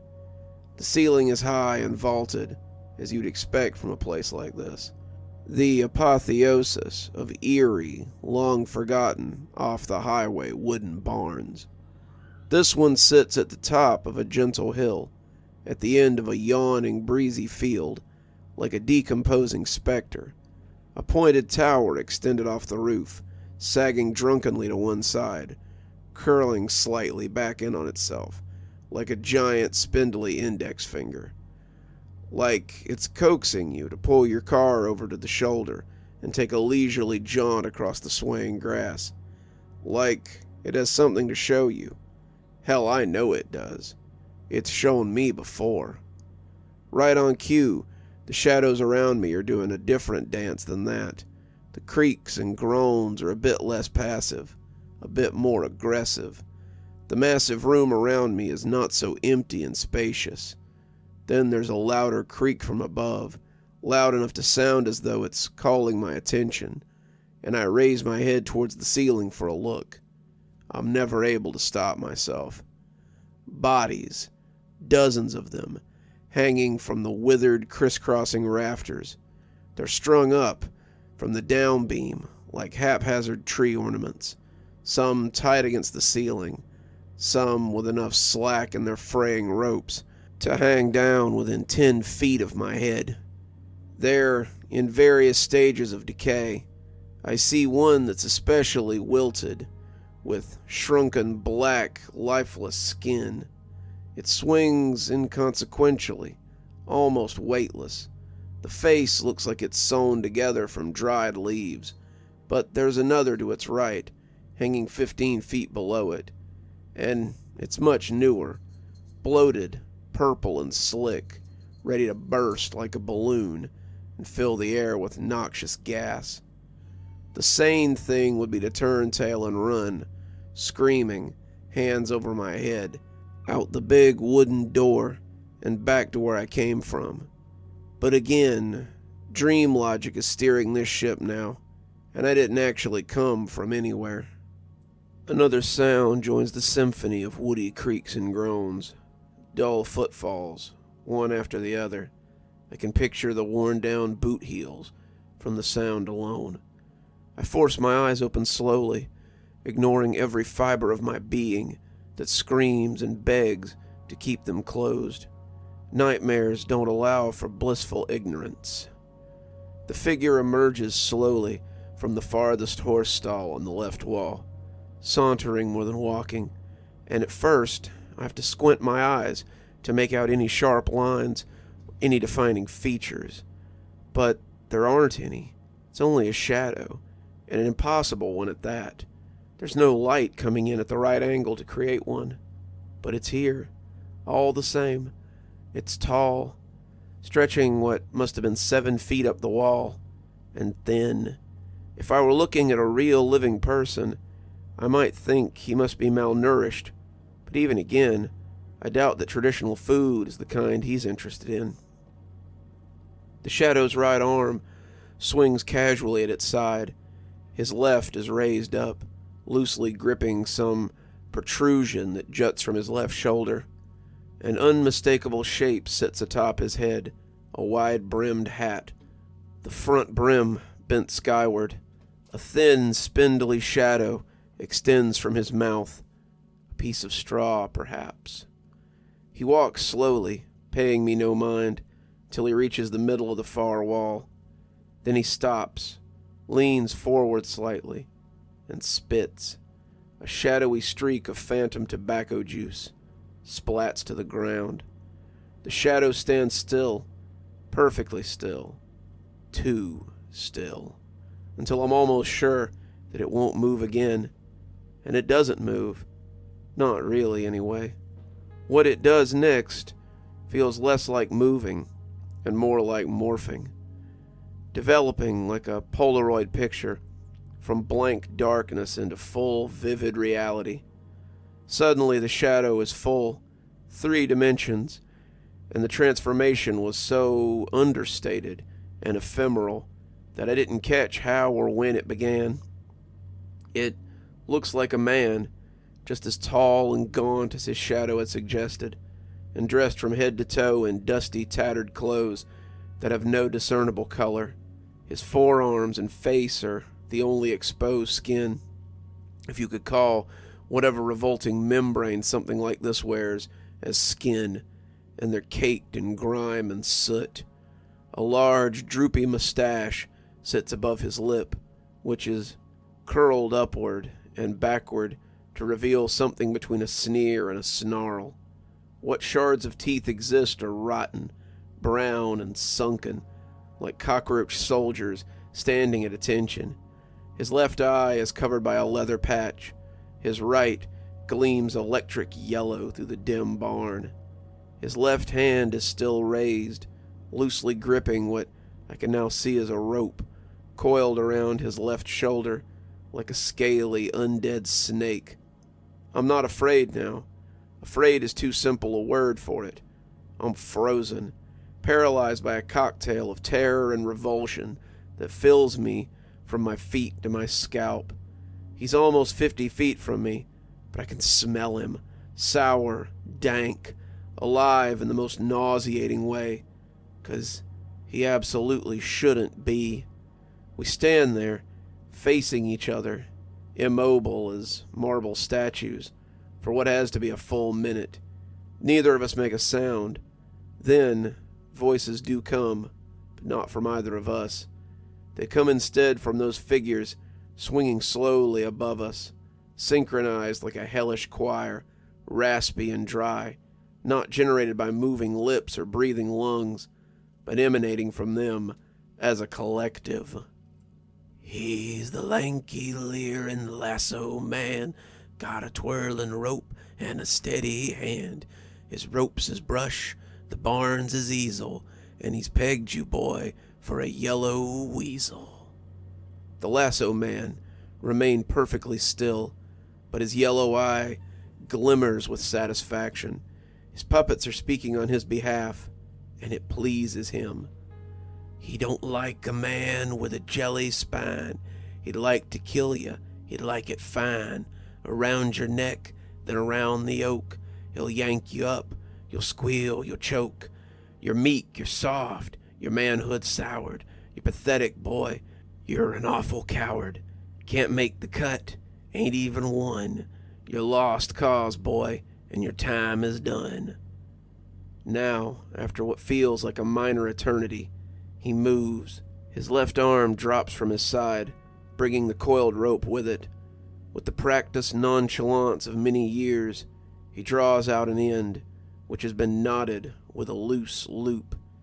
His time is vast, his rope swings long. He's waiting for you to prove him wrong. It'll never happen, you won't never show. You ain't a man who'll stand toe to toe. The lasso's loop, now hanging patiently, begins to sway back and forth, slowly at first. Then it swings faster, longer. After a few swings, he cracks his wrist, sending it up, around in a full loop. It fires up above his head, then brings it back around so it scrapes the floor with a meaty thunk that reports violently through the barn. His eyes gleam brighter. He brings the loop around again. Thwack! Crusty straw scatters at the impact, a puff of dust swirling with it. He sees you well, he sees you whole, he sees the depths of your timid soul. Try to stand your ground, rebuke the shame, but you'll swing with us, boy, all the same. He swings his rope steadily, and the thwack accompanies the chant like a monotone. He's the lanky, leering Lasso man. Face him down if you think you can. Got just one leering, jeering eye. He'll use it, boy, to watch you die. The phantom continues to search me with his singular burning eye. No visible movement, but the lazy crack of his wrist. What happens now? Renewed fright pours through me like a wave of cold water, but I decide I don't want to stick around to find out. I close my eye again, clench my fist, trying to will myself out from the dark corner of my subconscious, back to the waking world, and to an undoubtedly sweaty set of bed sheets. But the barn refuses to fade, stubbornly continuing to exist around me. The bodies above swing, erratic arcs through the rafters, crashing wildly into each other. The fresher ones impact with wet slaps, the older ones with dusty thuds and the crack of bones. Now, their impossible, mouthless voices are back again, not reciting chants this time, but making insane guttural noises, screams, laughter, I can't tell. Screaming, creaking, slapping, groaning, and thudding. Dull boot heels thudding together as they move towards me. He's done waiting. He's coming. I spin around, my feet finally free of their fear-induced anchor, and I run for the door behind me. I skid on hay as I reach it and start yanking on the iron handle. At first it doesn't budge. 100 years of grime and rust have settled it stubbornly into place. The footsteps are louder now, closer. The rope hits the ground again, and I feel a gust of air from the swing. I give the handle one last desperate yank, and the door relents. It whines angrily open, and the afternoon sun streaks in through the gap that can't be more than a foot wide. It's wide enough. I squeeze through sideways, feeling splinters tear through my shirt on both sides, lodging into my chest and back. I try to run, but my foot catches on the edge of the door, throwing me to the ground in a heap. I'm up instantly, running harder than I have since my Little League days. The 300 yards to the road May as well be 300 miles. I make my arms and legs pump together. Within seconds, the barnyard dirt beneath my feet becomes grass. Now that I've reached the field, I feel a jolt of elated relief. It's short-lived, though. A sudden whoosh joins the sound of my panting, and something falls neatly around my head, settling on my shoulders. Then the loop yanks tight around my neck, and I'm stopped cold. My feet kick crazily in the air in front of me as I'm whiplashed backwards. My panting is stifled by a choke, and I feel my neck crack as it's yanked from its proper place. I'm on my back. He's dragging me back towards the barn. Rocks and stickers tear hungrily through my clothes as I grind across the stiff prairie grass, but I begin to slide more easily once I'm back on the dirt. I claw desperately at my neck, trying and failing to get even a finger between the rope and my throat. No use. I'm not seeing real images anymore, just cloudy, fading shades. The glow of sunlight disappears immediately as I'm yanked back into the darkness of the barn. Finally, the pulling stops, and I'm left to lay still for a moment. A bit of pressure is released. I manage a couple of raspy breaths of stale air. There are thundering boot heels again.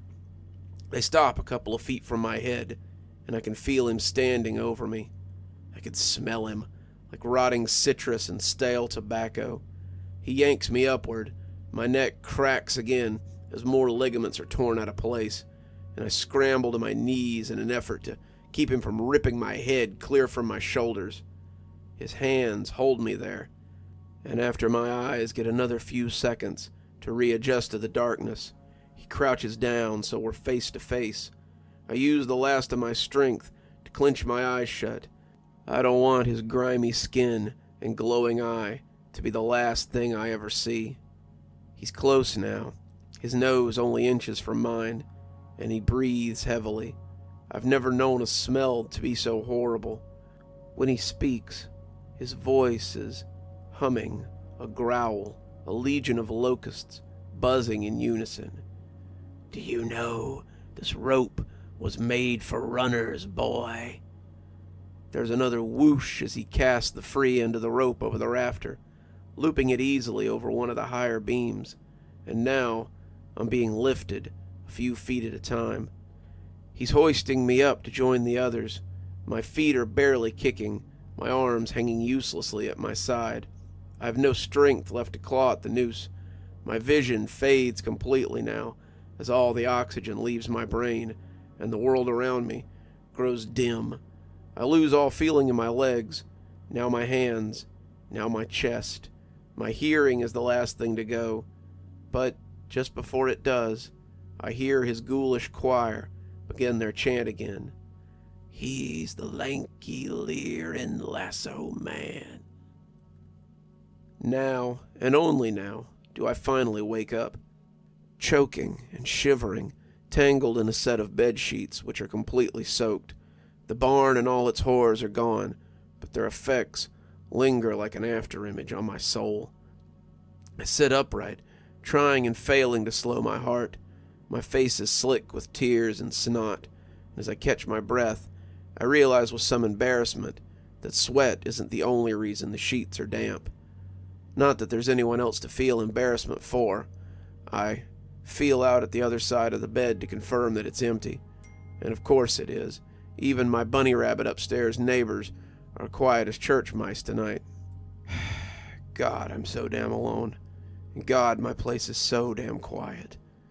Since there's no other person to grab onto, I settle for my old baseball bat that I always keep leaned against the nightstand. I grip its rubber handle and hold it to my chest, enjoying the cold feel of the aluminum on my skin.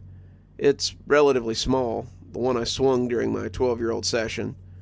Over the next 5 and final years of my baseball career, I owned a variety of bigger ones, heavier ones, better ones.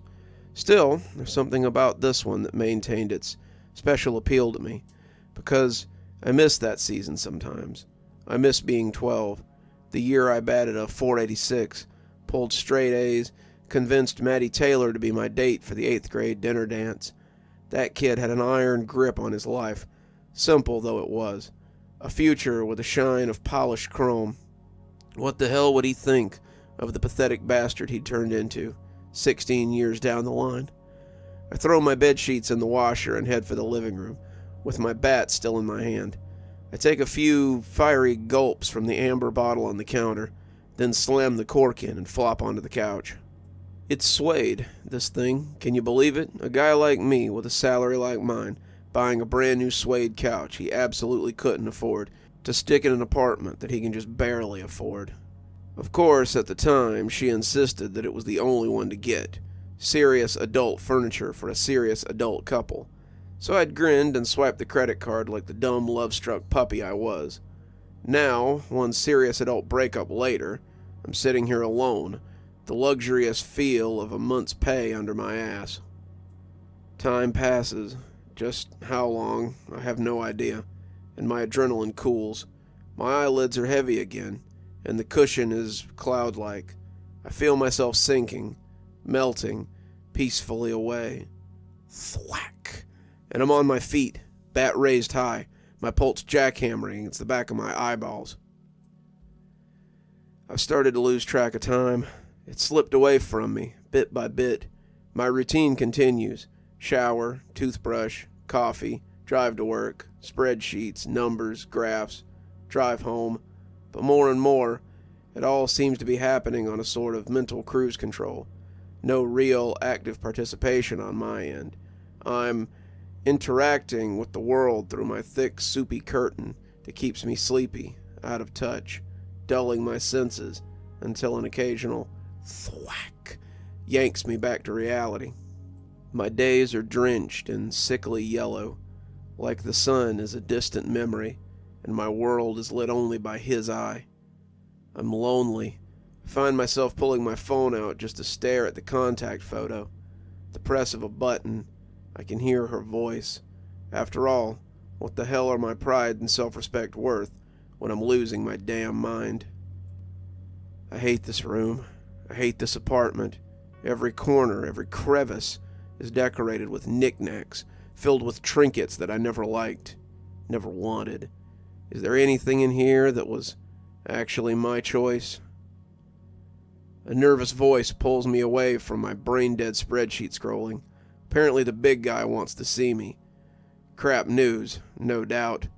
I trudge down the fluorescent hallway to his office. On the way, I pass by a framed poster of a rock climber, its caption informing me that today is the best day to be my best self. The big guy is pissed. That much is obvious as soon as I settle into the swiveling chair on the receiving end of his desk. Red, sweaty face, dark stains beneath his pits. He wants to know what I've been doing the last 2 weeks, if there's any figures I can show him, any concrete evidence that I've been doing something resembling work. I answer honestly, I really don't know. He raises his voice, probably trying to intimidate me into subservience, but I'm already gone again, back behind the curtain of yellow fog. 2 weeks? Was that what he said? Is that how long it's been since the nightmare started? His hand comes down on the desk. Thwack! Again, he grits his jaw, verging on a full tantrum, but he takes a deep breath, composing himself, tells me to listen. He's got a brother too, he says, an older one, and if something were to happen to his older brother, something like what happened to mine, well, anyway, he guesses he'd be a little off-kilter too. But time is money, and this is a result-based business, and if I can't find a way to snap out of this funk, well, he'd expect me, as a team player, to do the stand-up thing and take some unpaid time off. There, he's said his piece. He wants to know what I think. What do I think? Good question. Truthfully, there's plenty that I'm thinking about the big guy. But, being the sane, self-preserving person that I once was, it had never crossed my mind to tell him. Maybe it's time I did. I tell him that a good tailor will know how to let the collar out of his shirt a bit, because right now he looks like it's choking him. He looks like a cherry push-pop squeezing out of a cardboard tube. He's upright in his chair now, stiff and straight as a 2x4. There's spittle forming at the corner of his mouth, but no words. Not yet. This feels good. I decide to keep telling him what I think. Where was I? Right. What's the deal with him and Janice from accounting? I don't think there's anything cool about infidelity. Not if you're just going to sneak around with some woman who's fatter and older than the one you're already with at home. What else do I think? Last month at that big client meeting, I think it was total crap to pass my concept off as your own.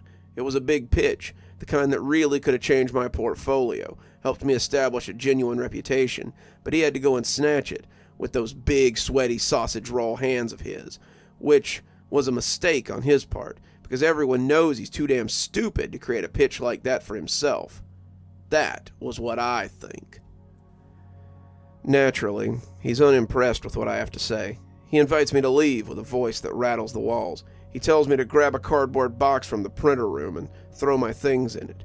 I tell him there's nothing important enough to take, just a stapler, a bobblehead, and a couple of pins.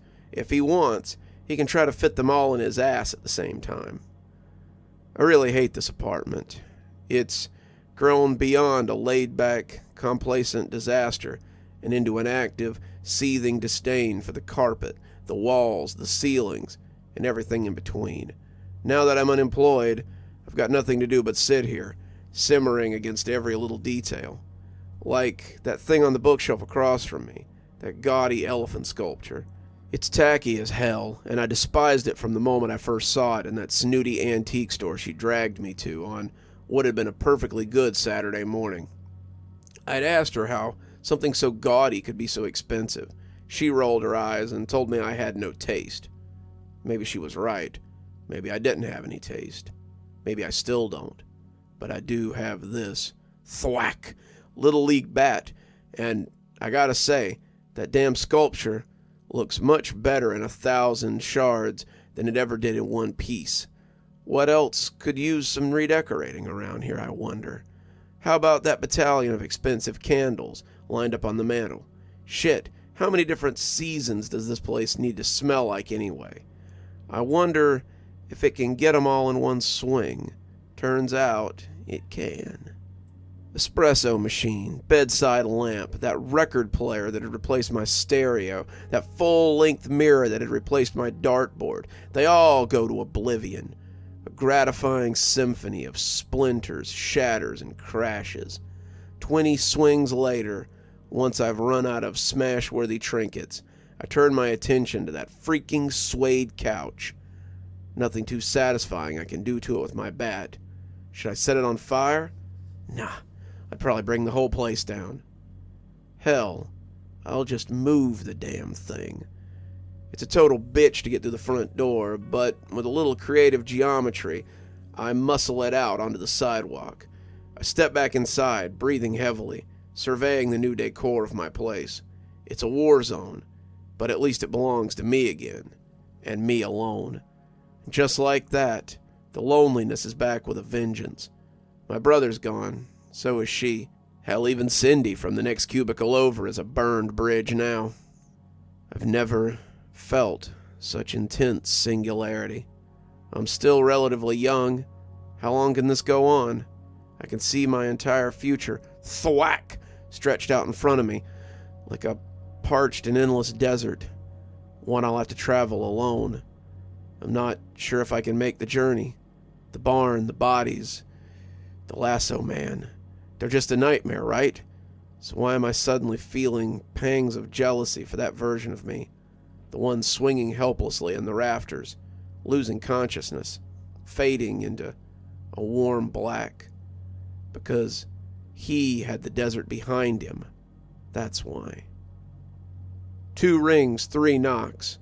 Then I swing the door open, and she looks bewildered. She jerks a thumb over her shoulder, wants to know why our couch is leaned up against the parking lot dumpster. Well, 'cause I put it there. She shakes her head, hardening into anger. Then she puts her palms up, seeming to ask for a fresh start. She asks me to listen, tells me she's been doing a lot of thinking, soul-searching, really. I ask her if she's been doing this soul-searching over at Kevin's house. She recoils at the question, looking hurt, but she seems to know it's a fair jab. She starts crying, and for a brief second, I'm almost taken by the swell of pity.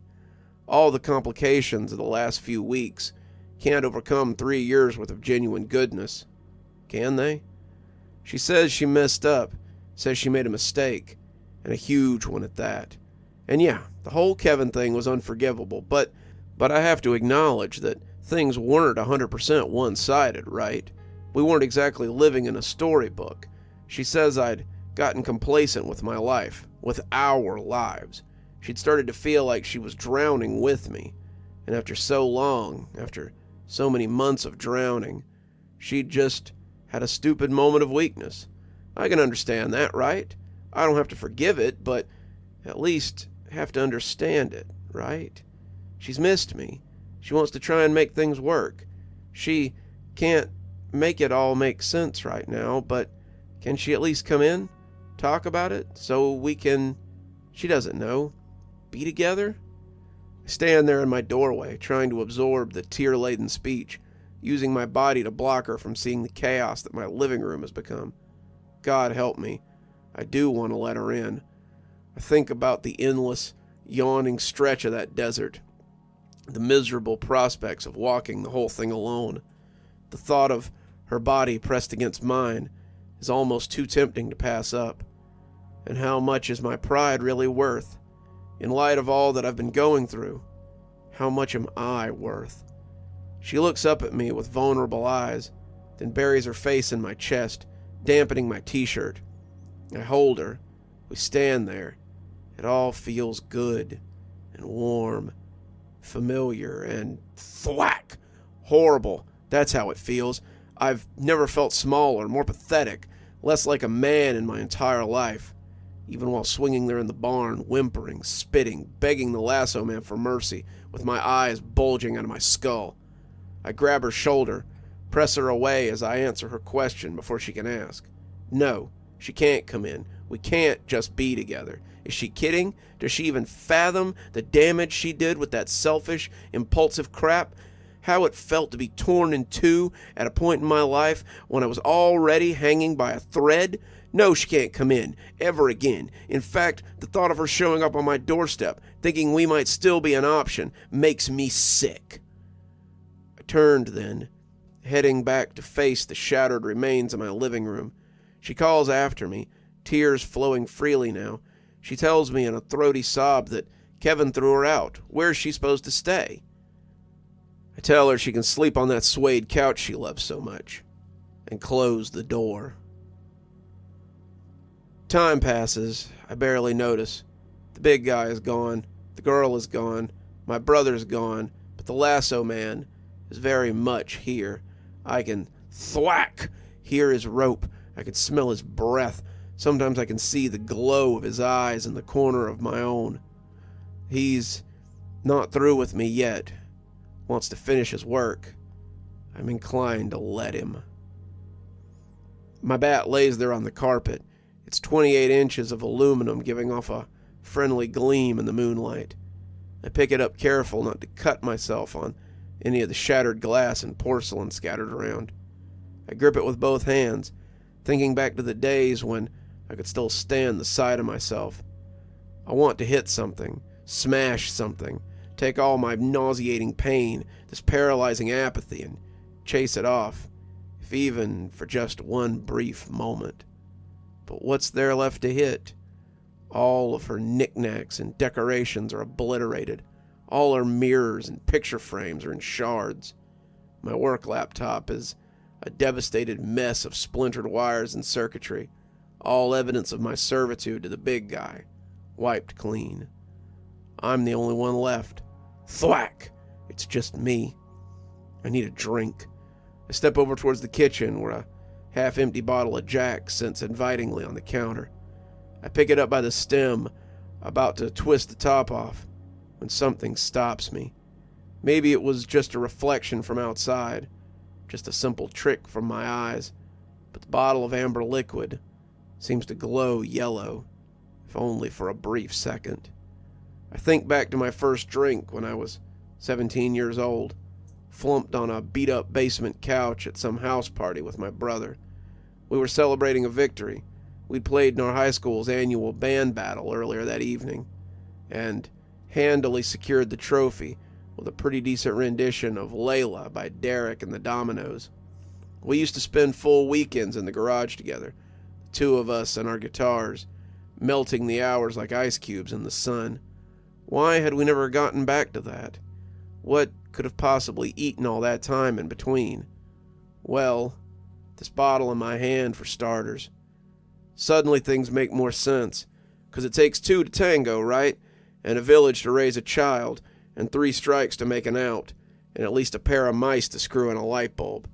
And now, it's past time I got completely honest with myself, being steamrolled by the big guy, getting ripped apart by the girl, losing my brother, and my absolute best friend. It's all been, well, suffocating.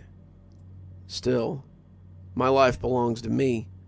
Since I hate what it's become, chances are I've had something to do with it. Carry the bottle into my newly spacious living room. I flip it around and catch it by the stem, so I'm holding it like a club. Then I toss it in the air, take a quick loading step and swing. The aluminum barrel catches the bottle dead center in its boxy body.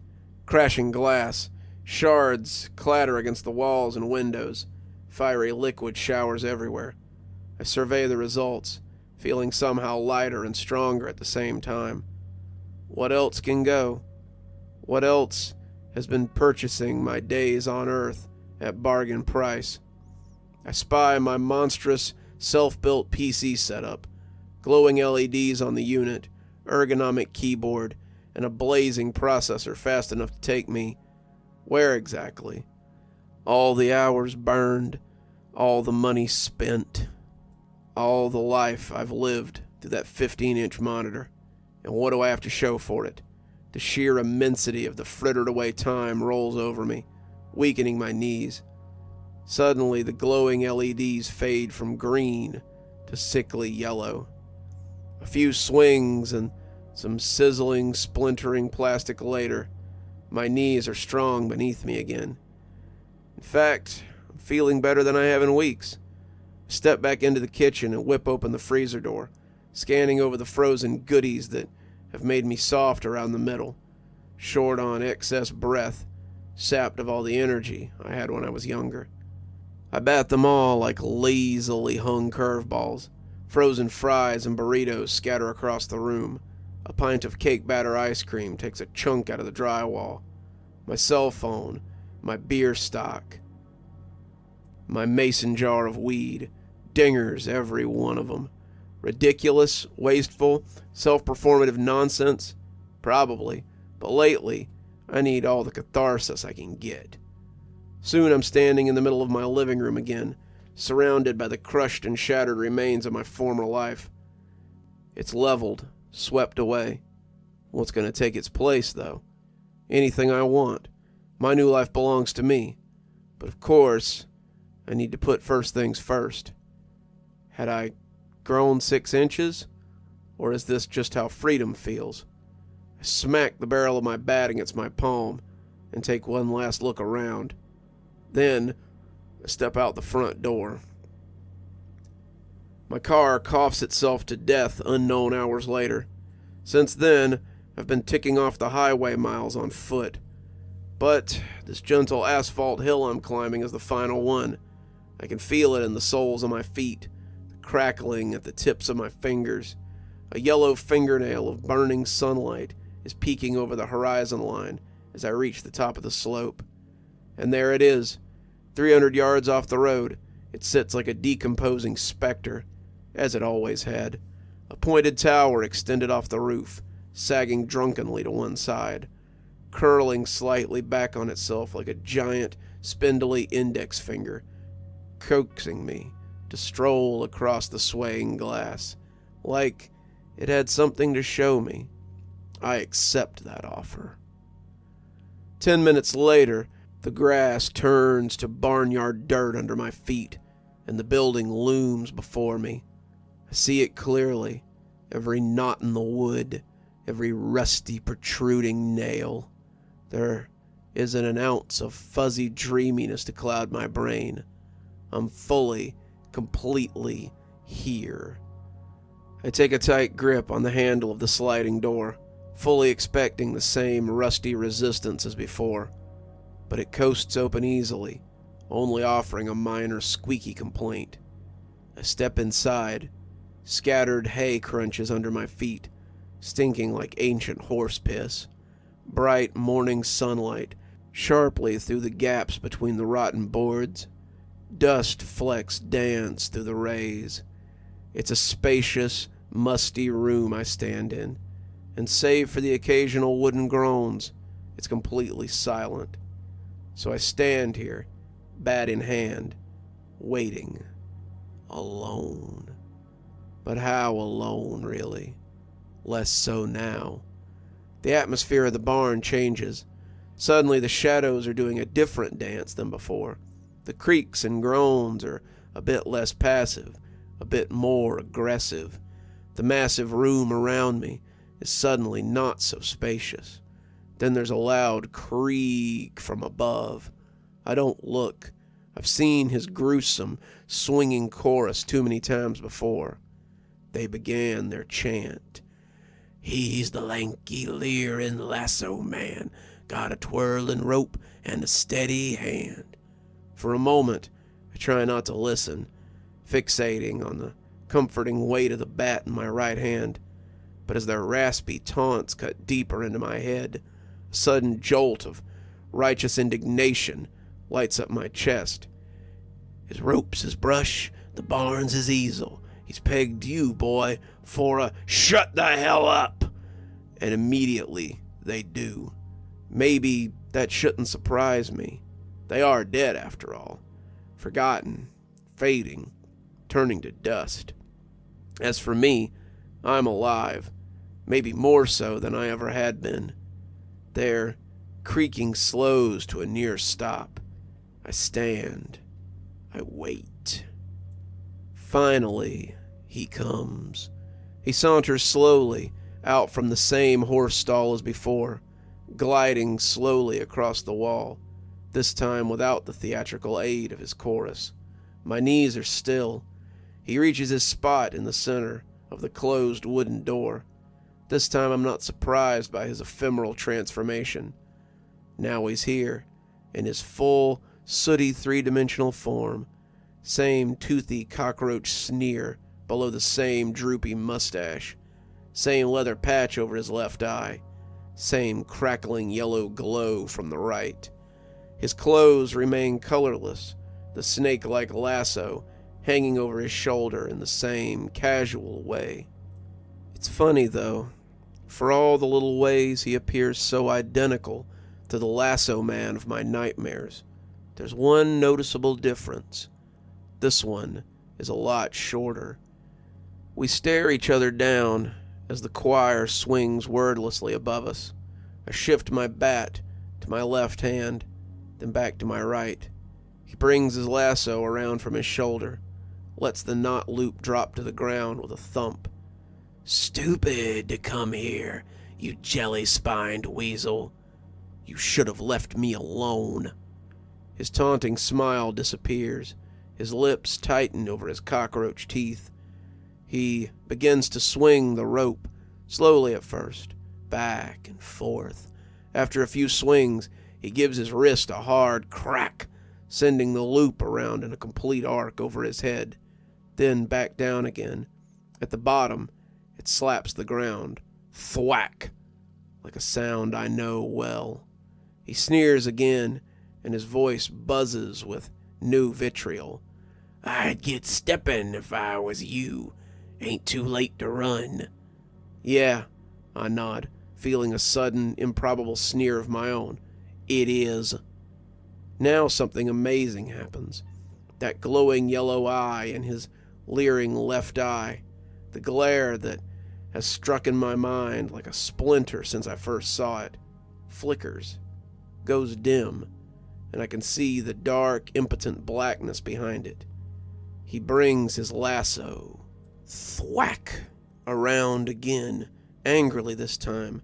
My sneer grows bigger, and in a force of lingering 12-year-old habit, I tap the aluminum barrel of my bat against the inside of my shoe. This bastard was Pretty good with that rope when I was running scared. Let's see how good he is when I'm coming right at him. You'll swing, boy. You're a weasel, and you'll swing like the rest of 'em. Yeah, guess we'll see about that, you gangly son of a bitch. I lifted my bat to my waist and gripped it in both hands. Now, I take a long step forward